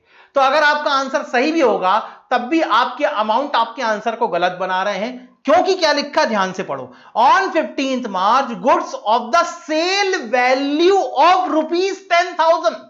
क्या लिखा बेटे, ध्यान से पढ़ो। On 15th March goods of the sale value ₹10,000, यानी जो गुड्स हमने अप्रूवल बेसिस पर अपने कस्टमर को भेजा है उसकी सेल वैल्यू 10,000 की है। और आपका जो भी जवाब होगा, ऐड हो या लेस हो, जो भी हो व्हाटएवर, वो कॉस्ट पे होगा। तो बेटे एक बार, हाँ, एड सेल्स रिटर्न 4,000, हाँ 4,800। Sir add sales return 4,000, add closing stock 3,600। Manisha का है 4,800, लेस करेंगे ऐड होगा सर एड सेल्स रिटर्न 3,200। अच्छा, कई आंसर आए, कोई बात नहीं बेटे, अच्छा चल रहा है। और बताओ, और अगर किसी के दिमाग में कोई आंसर आता हो तो बेटे बताएं।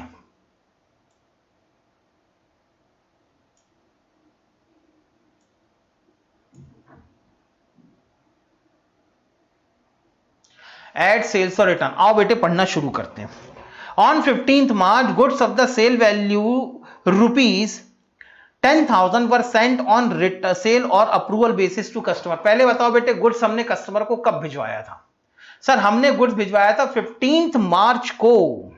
हमने अपनी इन्वेंट्री की वैल्यूएशन करनी है 31st मार्च को। एक्चुअल स्टॉक हुआ है हमारा कैलकुलेट 15 अप्रैल 2002 को, और इस दिन हमारा स्टॉक था 50,000 का, और ये जो इंफॉर्मेशन दे रहे हैं वो 31st मार्च के पहले की दे रहे हैं। अब 31st मार्च के पहले की इंफॉर्मेशन दे रहे हैं तो क्या इंफॉर्मेशन दे रहे हैं वो भी सुन लेते हैं।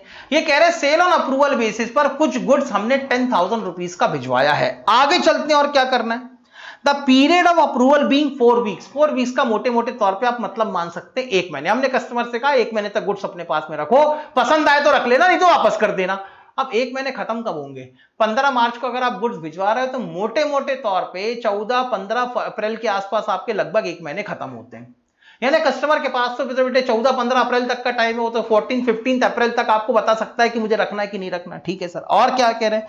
ही returned 40% of the goods on 10th April approving the rest and was build on 16th अप्रैल। इसने बेटे 40% गुड्स 10th अप्रैल को वापस कर दिया। ठीक है, अब जो 10th अप्रैल को गुड्स इसने वापस कर दिया है 40%, ये हो गया बेटे 4,000 रुपए का। जब ये गुड्स वापस हो गया, जब ये गुड्स हमारे पास में वापस आ गया, तो क्या हमारे स्टॉक के अंदर इंक्लूडेड है? बोलो हाँ या ना। मैं सिर्फ अभी 4,000 रुपए की बात कर रहा हूं बेटे, अभी तो भूल जाओ। अब बेटे आप अपने जवाबों को थोड़ी देर के लिए किनारे करें। एक बात बताओ, क्या ये 4,000 रुपीज का गुड्स हमारे पास वापस आ गया? हाँ या ना? यस सर आ गया। क्या ये हमारे स्टॉक में जुड़ा हुआ है, इंक्लूडेड है? बोलो हाँ या ना, बोलो ना। क्या ये हमारे स्टॉक में जो इंक्लूडेड है? यस सर इंक्लूडेड है। अब एक बात बताओ, क्या 31st मार्च को ये हमारे स्टॉक में इंक्लूड होना चाहिए, हाँ या ना?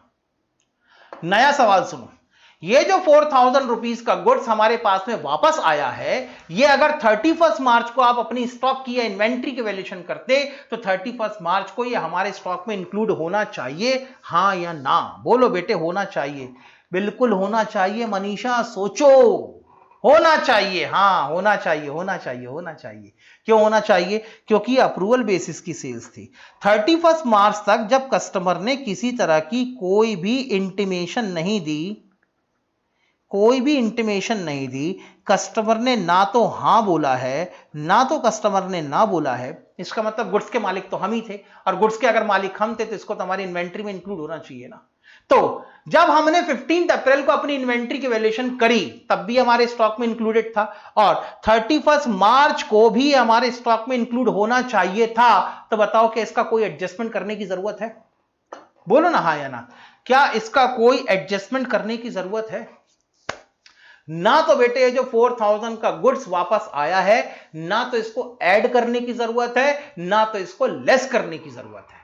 क्योंकि जब ये गुड्स वापस आ गया, इसका मतलब 15 अप्रैल को आपने जो अपनी इन्वेंट्री की वैल्यूएशन की, उस इन्वेंट्री की वैल्यूएशन में ये गुड्स ऑलरेडी ऐड हो चुका है।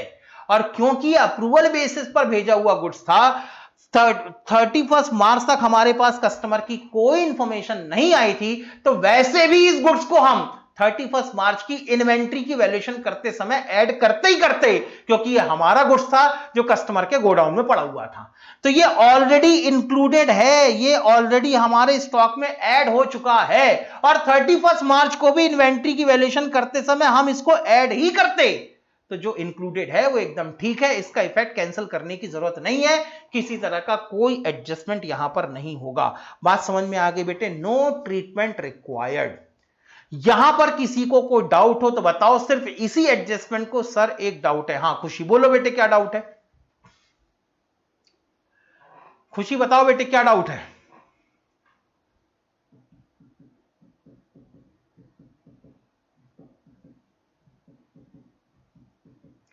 सर अगर इंटीमेशन नहीं आई होती तो ऐड कर लेते। अगर इंटीमेशन नहीं आई होती तो हम देखते कि एक महीना पूरा हो गया कि नहीं हो गया। हां सर हमारा 15 अप्रैल को तो एक महीना पूरा हो जाता है। हां अगर इंटीमेशन नहीं आई होती तो फिर यहां पर रिटर्न वर्ड ही नहीं लिखा होता। जब लिखा है रिटर्न तो गुड्स तो उसने वापस ही कर दिया ना, और अगर गुड्स वापस कर दिया तो इंटीमेशन नहीं आई, ऐसे कैसे कह सकते हो आप?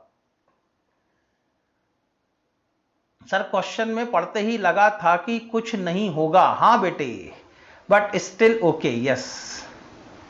सर इंटीमेशन नहीं आई होती तो ऐड कर लेते, करते ना? नहीं बेटे, अगर यहां पर इंटीमेशन नहीं होती तो ये रिटर्न वर्ड को यूज ही नहीं करते, और जिसकी इंटीमेशन नहीं आई है उसके बारे में भी डिस्कशन होगा, भी टेंशन मत लो। आगे चलते हैं,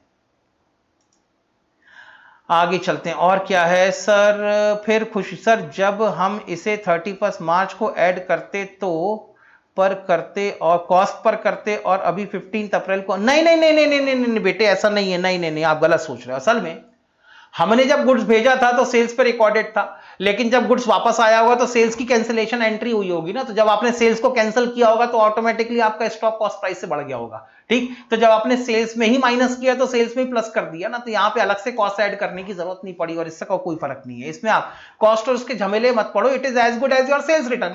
आपने जब गुड्स को भेजा तब उसने आपको सेल्स पे रिकॉर्ड किया, कस्टमर ने गुड्स वापस किया तो it is as good as your sales return. तो आप इसको अपनी सेल्स में से एडजस्ट कर रहे हो ना, और सेल्स में से एडजस्ट करते तो सेल्स में से माइनस करते, और यहां पर सेल्स में से माइनस करने का मतलब इन्वेंट्री आपके स्टॉक में ऐड हो चुकी है, यहां पर भी आप अपनी इन्वेंट्री को ऐड कर दे। इसलिए मैंने कहा कि कोई ट्रीटमेंट करने की जरूरत नहीं है।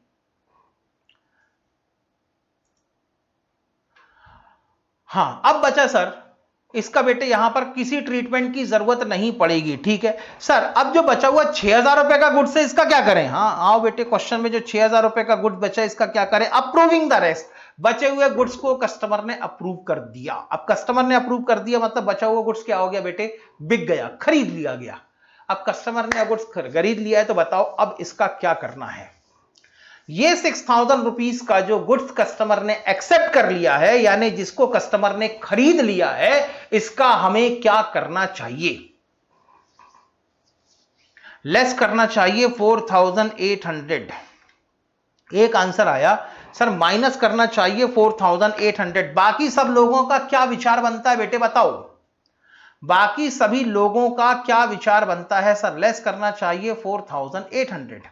दो लोगों के जवाब आए बेटे, बाकी सब लोग डर रहे हैं मुझे ऐसा लगता है। तुषार 3, ज्ञान 4, सिर्फ 4 लोगों के आंसर आए। बेटे बाकी जितने क्लास में डरो मत, आंसर गलत ही होगा ना। जब आप गलती करोगे तो मुझे भी समझ में आएगा कि आप कहां गलती कर रहे हैं, और जहां आप गलती कर रहे हैं वहां कम से कम मैं आपको रोक के समझा तो सकता हूं कि बेटे यहां आपकी गलती हो रही है। सर ये सेल्स है, कॉस्ट पर लेस करेंगे 4800, लेस करेंगे 4800। सबके आंसर एकदम सही है। सुनो, अगर ये सामान बिक चुका है इसका मतलब ये हमारी इन्वेंट्री में इंक्लूडेड नहीं है। जो 15 अप्रैल को हमने अपना स्टॉक कैलकुलेट किया वो स्टॉक में हमारे इंक्लूडेड नहीं है। क्यों नहीं है? क्योंकि सर ये गुड्स बिक गया है, गुड्स बिक गया है तो हमारे स्टॉक में से ऑलरेडी बाहर चला गया, ये कस्टमर के गोडाउन में पड़ा हुआ है। इसका मतलब 15 अप्रैल को जब हमने फिजिकल वेरिफिकेशन की होगी तब हमारे स्टॉक के अंदर ये इंक्लूडेड नहीं है, ये ऑलरेडी एक्सक्लूडेड है। और अगर ये एक्सक्लूडेड है लेकिन 31 मार्च को इसकी इंफॉर्मेशन पेंडिंग थी, इसका मतलब 31 मार्च को इस गुड्स के मालिक हम थे, और अगर हम थे तो हमें इसे वापस अपने इन्वेंट्री के अंदर डालना पड़ेगा।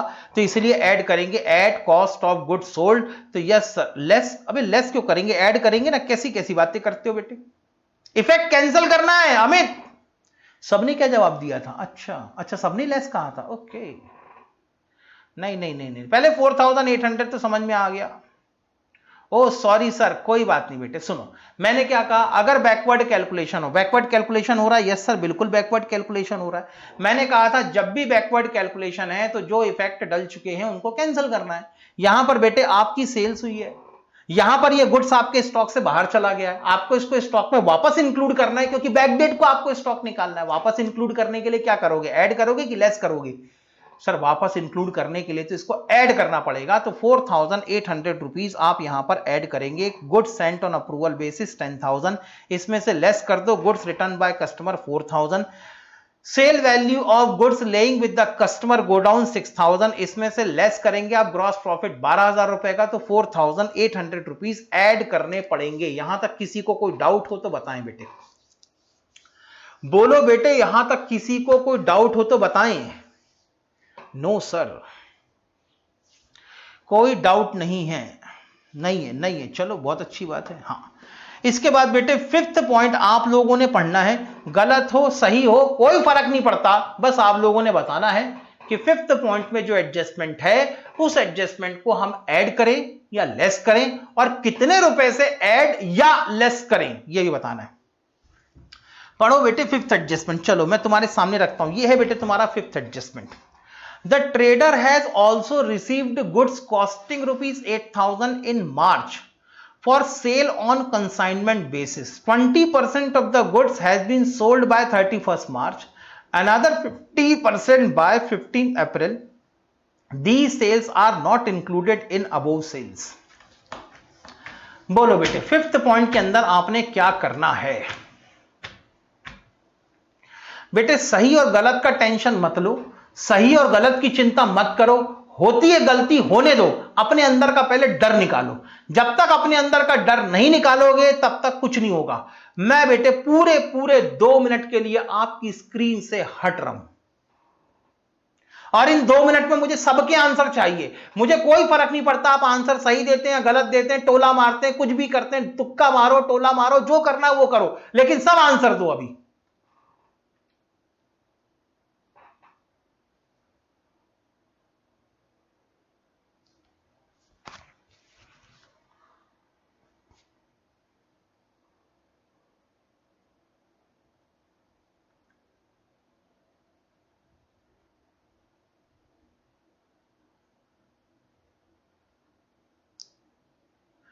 बेटे सिर्फ एक आंसर आया अभी तक मनीषा का, और क्लास में बचे हुए और स्टूडेंट्स के आंसर नहीं आए हैं। मैं सबके आंसर का वेट कर रहा हूं।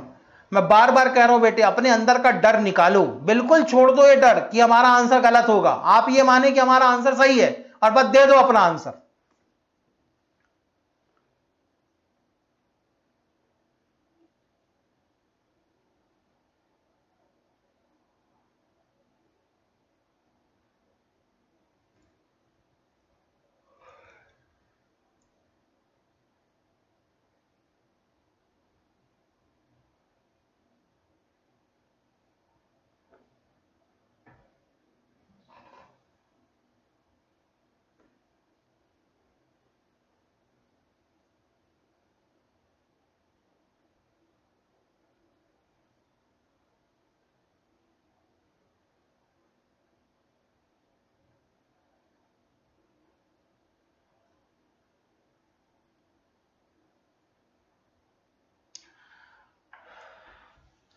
इसके बाद एक आंसर आया शिवानी का, ऐड 6400। तुषार का आंसर है 2560 को ऐड करेंगे।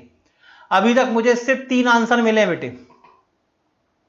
मैं बाकी स्टूडेंट्स के ज्ञान का आंसर आया है ऐड करेंगे 6400।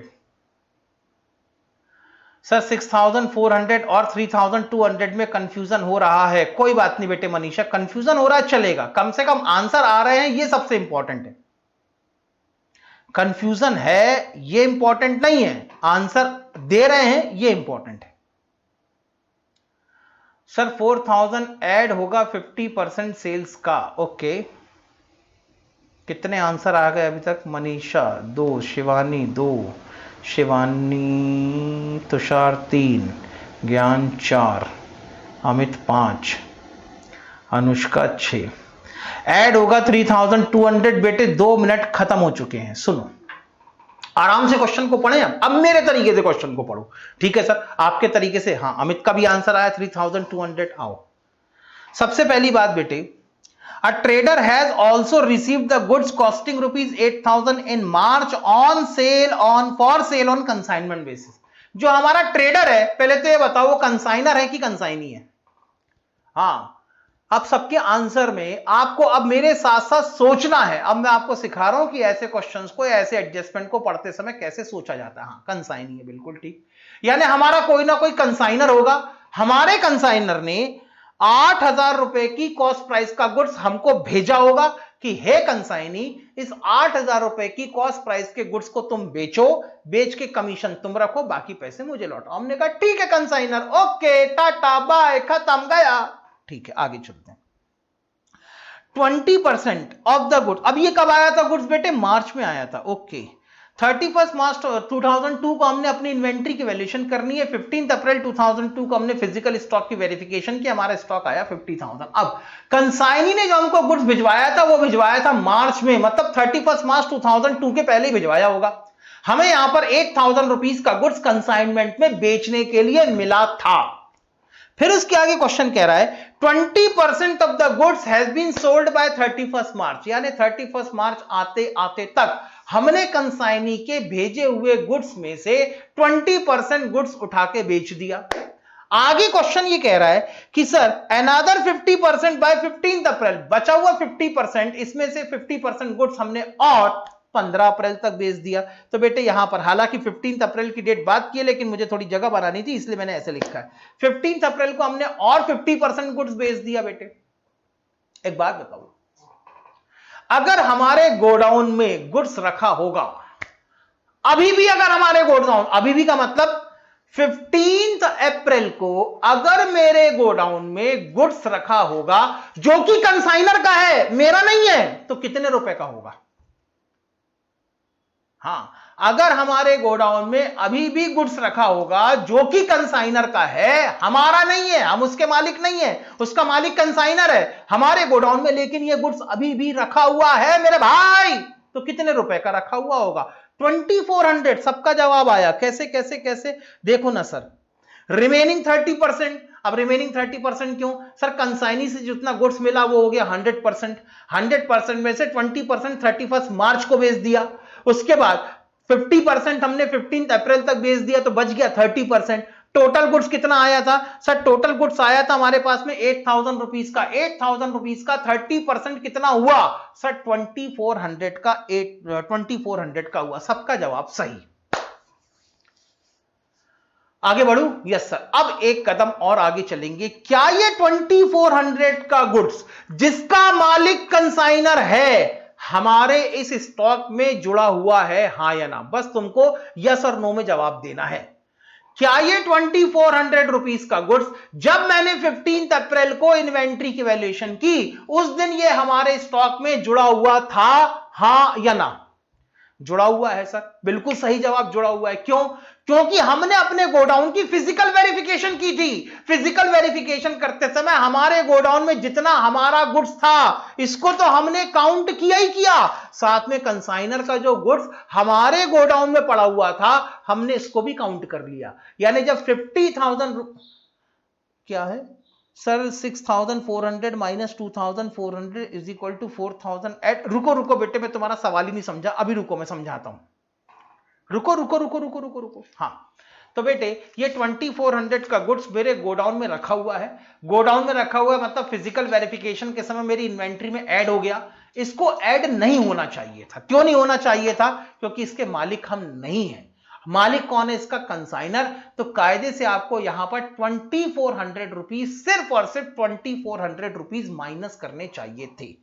तो आपको करना यह था कि ये गुड्स हमारे स्टॉक में है, लेकिन ये क्योंकि हमारा गुड्स नहीं है, तो यहां पर इसकी जो कॉस्ट होगी वो यहां पर माइनस कर देनी चाहिए। Less stock belonging to the consignee 8000 का 30%, 2400 रुपीज, ये होगा सही आंसर। अब किसी को कोई डाउट है तो अब पूछना शुरू करो बेटे। अगर किसी को कोई डाउट है तो अब पूछना शुरू करो। एक डाउट है, पता है बेटे डाउट है? बोलो शिवानी, डाउट बोलो बेटे।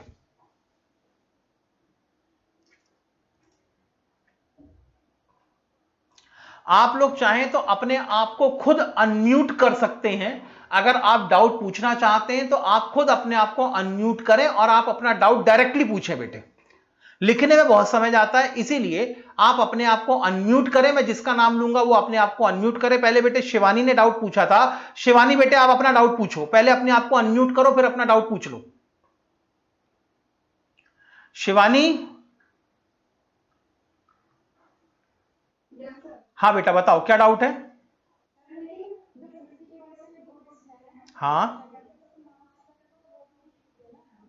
तो लेकिन गुड्स तो बेटा हमारा था ही नहीं ना। एक बात बताओ, क्या इस गुड्स के मालिक हम हैं?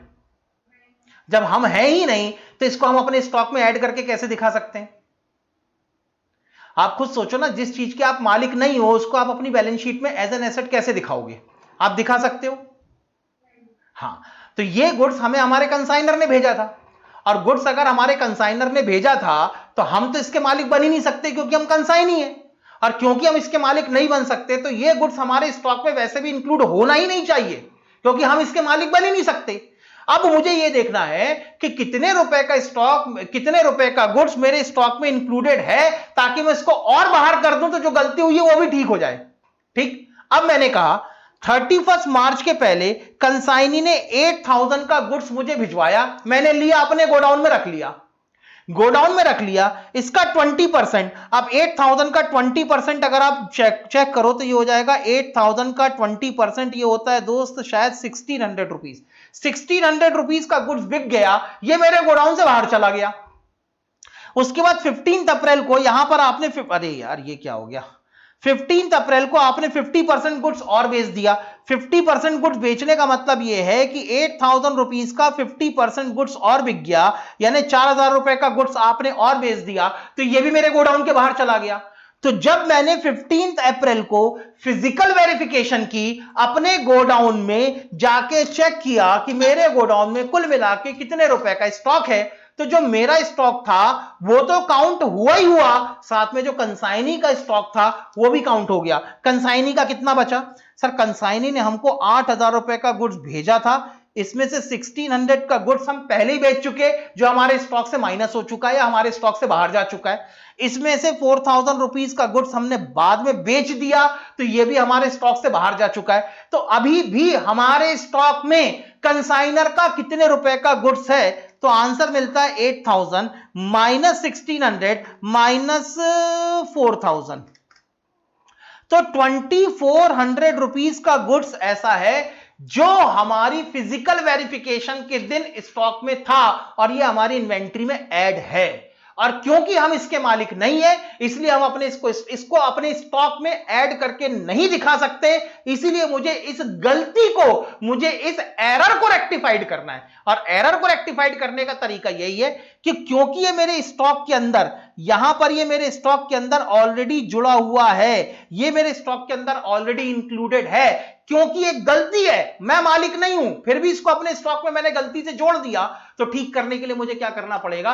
माइनस करना पड़ेगा। खुशी बेटे बात समझ में आई थोड़ी बहुत?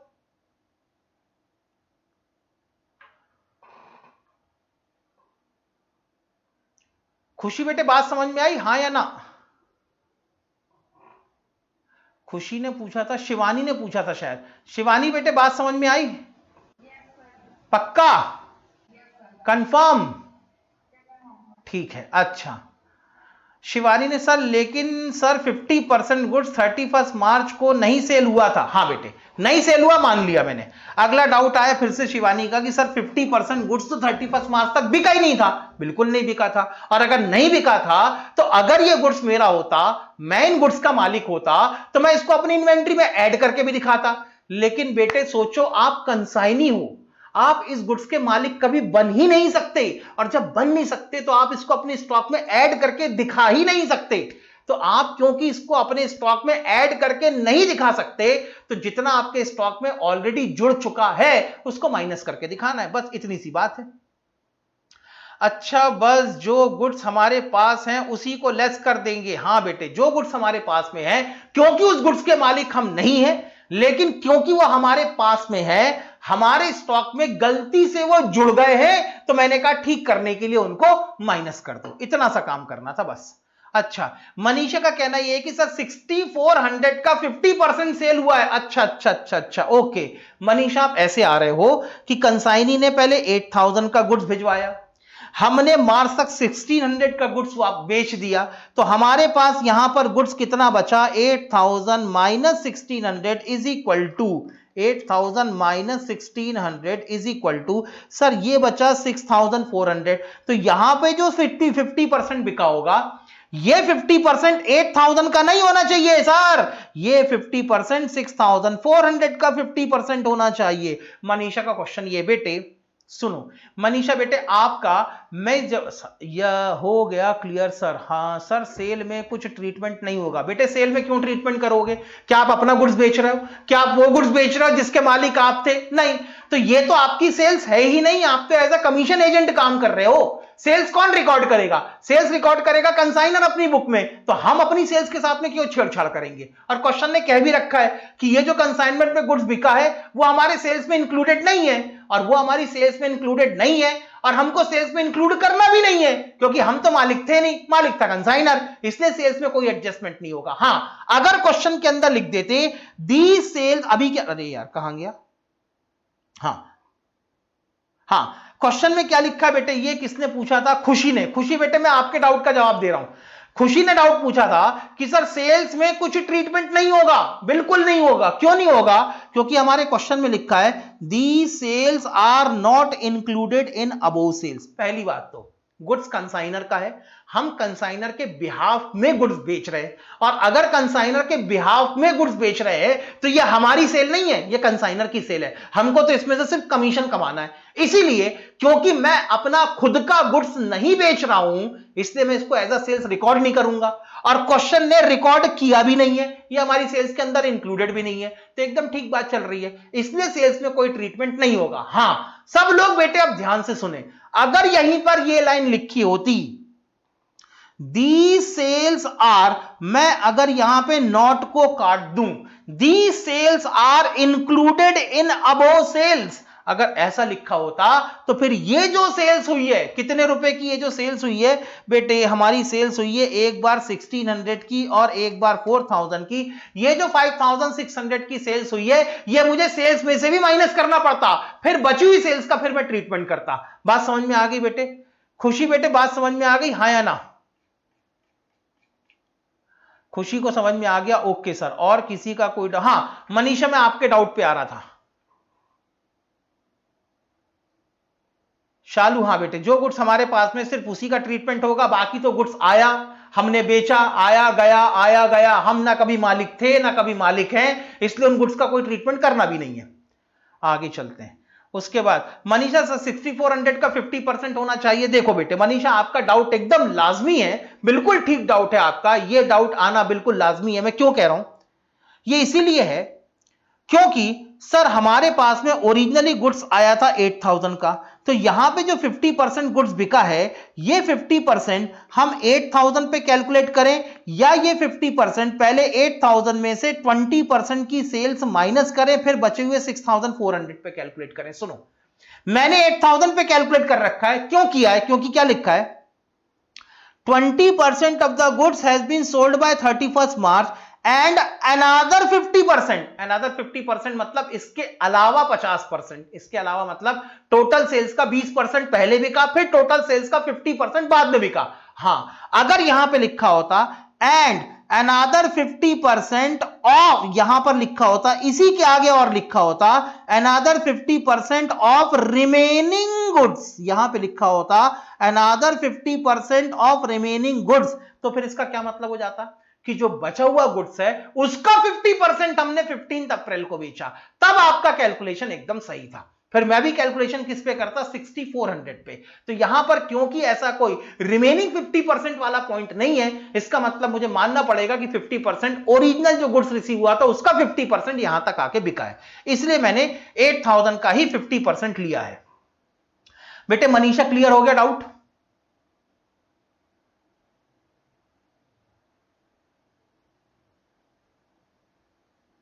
हाँ सर, क्वेश्चन में लिखा है अनदर 50% बाय 15 अप्रैल। खुशी का डाउट, जी सर। मनीषा, ओके सर, हाँ ओके सर, ठीक है बेटे, लगभग सभी के डाउट सॉल्व हो गए। एक डाउट और लिखा था, क्या था सर? खुशी ने बेटे जब सवाल पूछा था, सर सेल्स में कुछ ट्रीटमेंट नहीं होगा। खुशी बेटे, आपको आपके सवाल का जवाब मिल गया, सेल्स में कोई ट्रीटमेंट क्यों नहीं होगा? क्योंकि क्वेश्चन में खुद लिखा हुआ है these are not included in sales. पहली बात तो ये हमारा गुड्स है नहीं, तो वैसे भी हम इसको सेल्स के नाम पे रिकॉर्ड नहीं करेंगे, और क्वेश्चन खुद कह रहा है कि इसको सेल्स में इंक्लूड भी नहीं किया, मतलब एज अ सेल्स इसको रिकॉर्ड भी नहीं किया। तो जब सेल्स के अंदर कोई गलती है ही नहीं तो इसको ठीक करने का कोई सवाल ही नहीं आता। अगर क्वेश्चन में लिखा होता these sales are included in above sales, तब मैं कहता कि हम बेच रहे हैं कंसाइनर का गुड्स, ये हमारी सेल्स तो नहीं है, फिर हमने इसको सेल्स में इंक्लूड करके ही गलती कर दी, तब मैं इसको ठीक करता और सेल्स में से माइनस करता। बेटे खुशी, आपको आपके सवाल का जवाब मिल गया? Yes sir. और किसी को कोई डाउट हो तो बेटे बताओ। अब बेटे सारी क्लास के जितने भी मेंबर्स हैं, मैं सबसे कॉमन क्वेश्चन पूछ रहा हूं, क्या अभी किसी को कोई डाउट है, हां या ना? नहीं तो मैं इस क्वेश्चन को पैकअप करना शुरू करता हूं। No sir, no sir, no doubt sir, no sir, no doubt sir, no sir, no doubt sir, ठीक है। किसी को कोई डाउट नहीं है, इसका मतलब क्वेश्चन को पैकअप किया जा सकता है। यहां पर बेटे लेस करेंगे, स्टॉक बिलोंगिंग टू कंसाइनर, हमारे पास स्टॉक बचा है सिर्फ 8000 का 30%, इसलिए 8000 का 30% होगा बेटे 2400। जी सर डाउट है, हाँ ज्ञान बताओ बेटे क्या डाउट है? ज्ञान अपने आप को अनम्यूट करो और पूछो डाउट क्या है। ऐड करने के लिए कुल मिला के 36,800, लेस करने के लिए 7,434, ऐड और लेस करने के बाद फाइनली हमारे पास जो स्टॉक आएगा वो आएगा 79,366 का। अगर किसी को स्क्रीनशॉट लेना हो तो जल्दी से ले लो। ज्ञान बेटे अपना डाउट पूछो, ज्ञान अपने आप को अनम्यूट करो और अपना डाउट पूछो बेटे जल्दी से। हाँ हाँ बेटे, किसका लॉजिक? 20% की 50%? 50%। भाई देखो एक बात बताओ, अगर तुमने कोई गुड्स बेचा है तो वो तो तुम्हारे स्टॉक के बाहर गया होगा, वो तो आपके गोडाउन के बाहर गया होगा, और अगर वो आपके गोडाउन के बाहर गया है तब अल्टीमेटली उसको तो माइनस करना ही पड़ेगा ना। भाई देखो, गुड्स आपको कंसाइनी से रिसीव हुआ, आपने इसको गोडाउन के अंदर ले लिया, फिर यहां पे 20% आपका गुड्स बिक गया तो आपने इसको गोडाउन से माइनस कर दिया या गोडाउन के बाहर कर दिया। वैसे जब आपका 50% गुड्स यहां पर बिका है तो इसको भी तो गोडाउन के बाहर करना पड़ेगा, इसलिए मैंने माइनस किया है। हाँ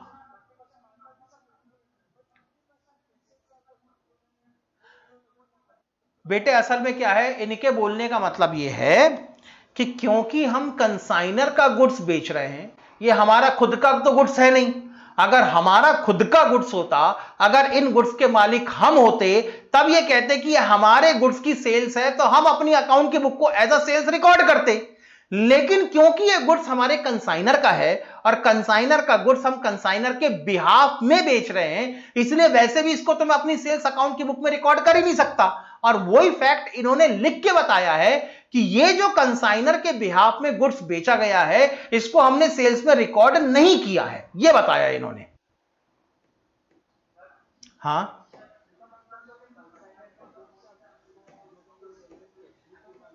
हाँ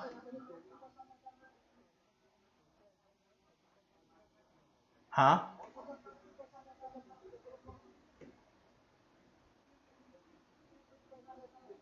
हाँ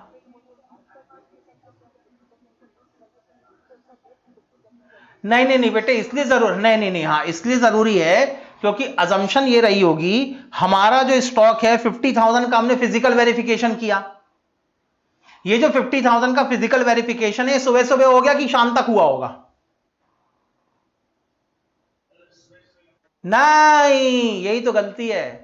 अगर आप कहते हो कि हमारे पास 15 तारीख को 50,000 रुपए का स्टॉक था, तो इसका मतलब आप ये कहते हो कि 15 तारीख को जब हमारा वर्किंग डे खत्म हो रहा था, तो at the day of closing of working day हमारे पास में 50,000 का गुड्स था। यानी ये जो वेरिफिकेशन हुई होगी वो हुई होगी दिन के सबसे आखिरी में, और ये जो गुड्स बिक गया होगा वो बिक गया होगा। यहां पे देखो क्या लिखा है, बाय 15 अप्रैल, मतलब थोड़ा थोड़ा करके 15 अप्रैल तक हमने 50% गुड्स और बेच दिया था। यानी ये जो गुड्स बिका है वो हमारे इन्वेंट्री वैल्यूएशन होने के पहले ही बिक चुका है, इसलिए मुझे इसको ही माइनस करना पड़ेगा।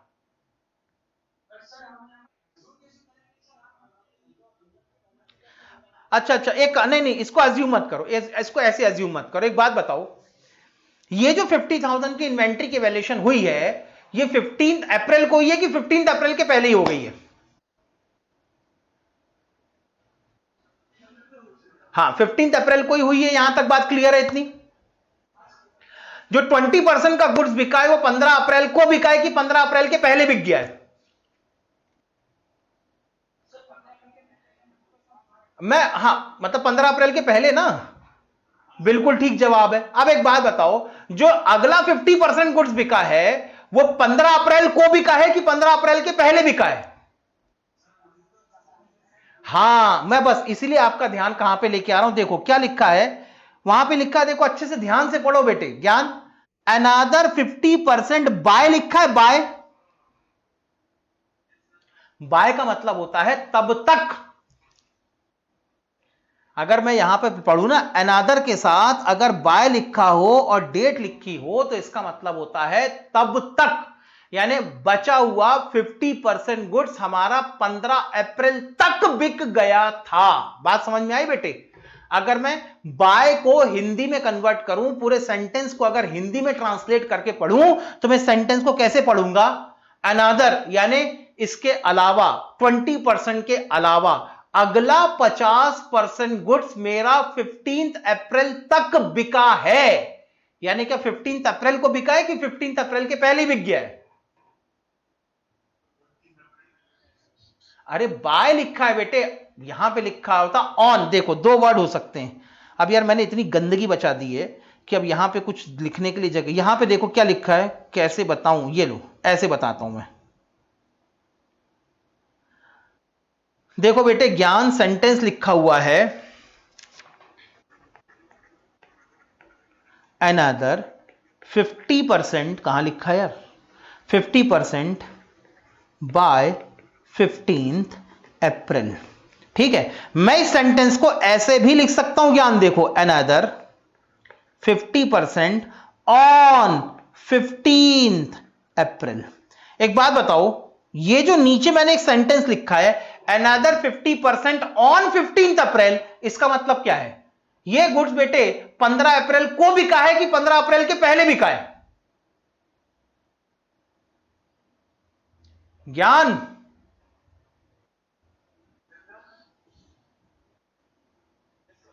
हां, अगर मैं सेंटेंस ऐसा लिख दूं अनदर 15% ऑन 15 अप्रैल, तो बताओ बेटे ये जो गुड्स बिका है वो 15 अप्रैल को बिका है कि 15 अप्रैल के पहले बिका है?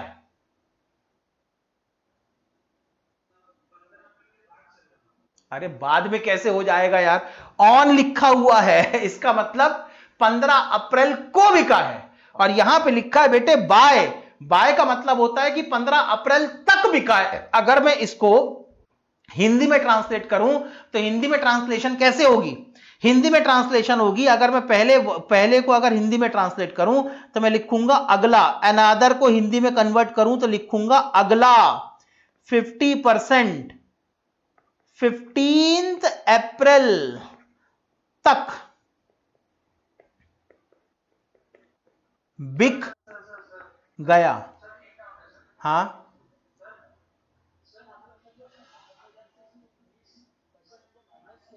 हाँ। अब बेटे वो तुम्हारा दूसरा डाउट है, पहले इस पे कॉन्सेंट्रेट करो नालायक। एक डाउट अभी तुम्हारा क्लियर हुआ नहीं, तुम दूसरे डाउट पे पहले कूद गए कि सर 50% 8,000 का निकाले कि 8,000 में से 20% माइनस करके बचे हुए का निकाले। हाँ, पहले इस डाउट को क्लियर करो। शुरू करूं आगे? हाँ, तो यहां पे लिखा है बाय 15 अप्रैल। तो अगर बाय वर्ड लिखा हुआ है तो बाय वर्ड का मतलब होता है कि अगला 50% 15 अप्रैल तक बिक गया। लेकिन अगर ऑन लिखा हुआ है, अगर मैं इसको हिंदी में ट्रांसफर करूं, ट्रांसलेट करूं, तो इसको हिंदी में कन्वर्जन होगा अगला 50% गुड्स 15 अप्रैल को बिका। तो अगर यहां पे ऑन यूज करूं तब मैं कहूंगा कि ये गुड्स मेरा 15 अप्रैल को बिका। लेकिन अगर बाय 15 अप्रैल लिखा है, इसका मतलब ये जो गुड्स है वो आपका 15 अप्रैल तक, यानी 15 अप्रैल के पहले तक बिक चुका था। तो ये जो गुड्स 50% गुड्स बिका है वो आपके इन्वेंट्री वैल्यूएशन के पहले ही बिक चुका है। और क्योंकि वो पहले ही बिक चुका है इसलिए मैंने इसको भी माइनस किया। ज्ञान यहां तक बात समझ में आ गई, हाँ या ना? हाँ। अब ज्ञान तुम्हारा दूसरा डाउट सुनो कि सर यहां पर तो हमने पहले 31 मार्च को 20% गुड्स बेच दिया था, फिर यहां पर हमने 50% गुड्स बेचा था। तो सर ये जो 50% निकालना है, ये 50% सीधे सीधे 8000 का 50% यानी 4000 रुपीज निकालें। और या तो फिर सर पहले 8000 में से ये जो 20% का गुड्स बिक गया है, 8000 में से ये जो 20% का गुड्स बिक गया है 1600 रुपए का, पहले इसको माइनस करें, फिर बच जाएगा 6400, फिर इस 6400 का 50% कैलकुलेट करें 3200। यही डाउट है बेटे ज्ञान तुम्हारा? हाँ, एक मिनट बेटे, एक मिनट, जस्ट अ मिनट।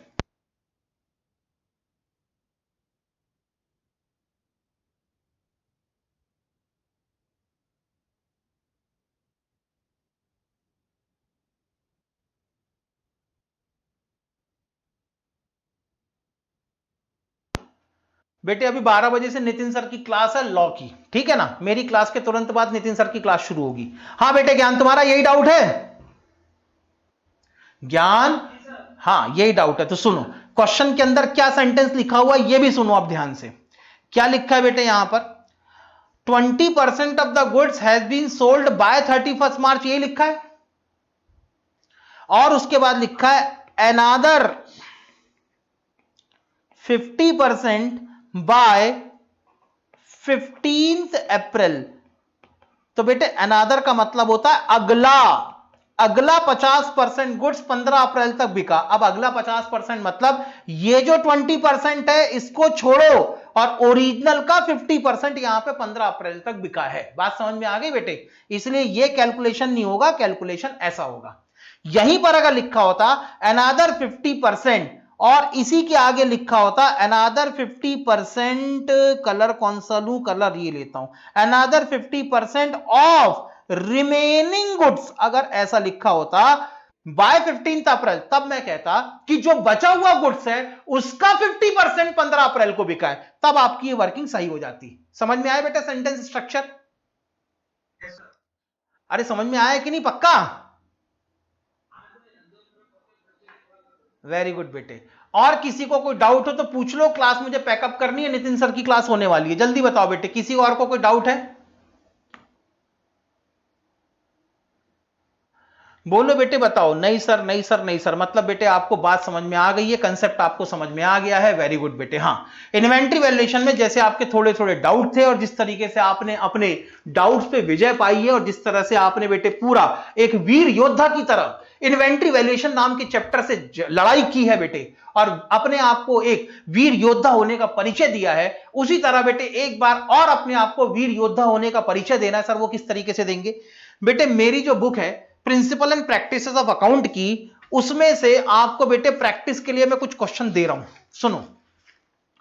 इसमें से बेटे सबसे पहले तो आप एग्जाम्पल का लिख दूं यहां पर, मैं आपको होमवर्क में क्वेश्चन दे रहा हूं और ये क्वेश्चन आपको मिलेंगे मेरे principle and practice of account की जो बुक है भरत पब्लिकेशन से जो पब्लिश हुई है उसमें आपको मिलेंगे। आपको बेटे अभी सॉल्व करना है एग्जाम्पल नंबर 5, आपको इसके बाद सॉल्व करना है एग्जाम्पल नंबर 6, फिर आपको सॉल्व करना है एग्जाम्पल नंबर 7। फिर उसके बाद आपको सॉल्व करना है प्रैक्टिस क्वेश्चन का क्वेश्चन नंबर 1, फिर तुमको सॉल्व करना है प्रैक्टिस क्वेश्चन का क्वेश्चन नंबर 2, फिर बेटे आपने सॉल्व करना है प्रैक्टिस क्वेश्चन का क्वेश्चन नंबर 3, फिर आपने सॉल्व करना है प्रैक्टिस क्वेश्चन का क्वेश्चन नंबर 4।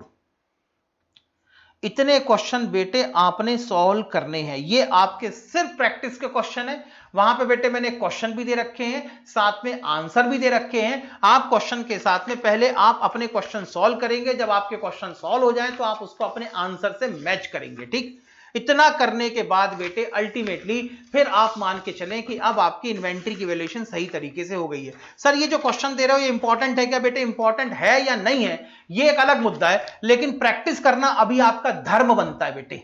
ठीक है, तो आप अपने धर्म का पालन करें, कर्मयोगी बने बेटे, अपने कर्म को पूरी शिद्दत से निभाएं।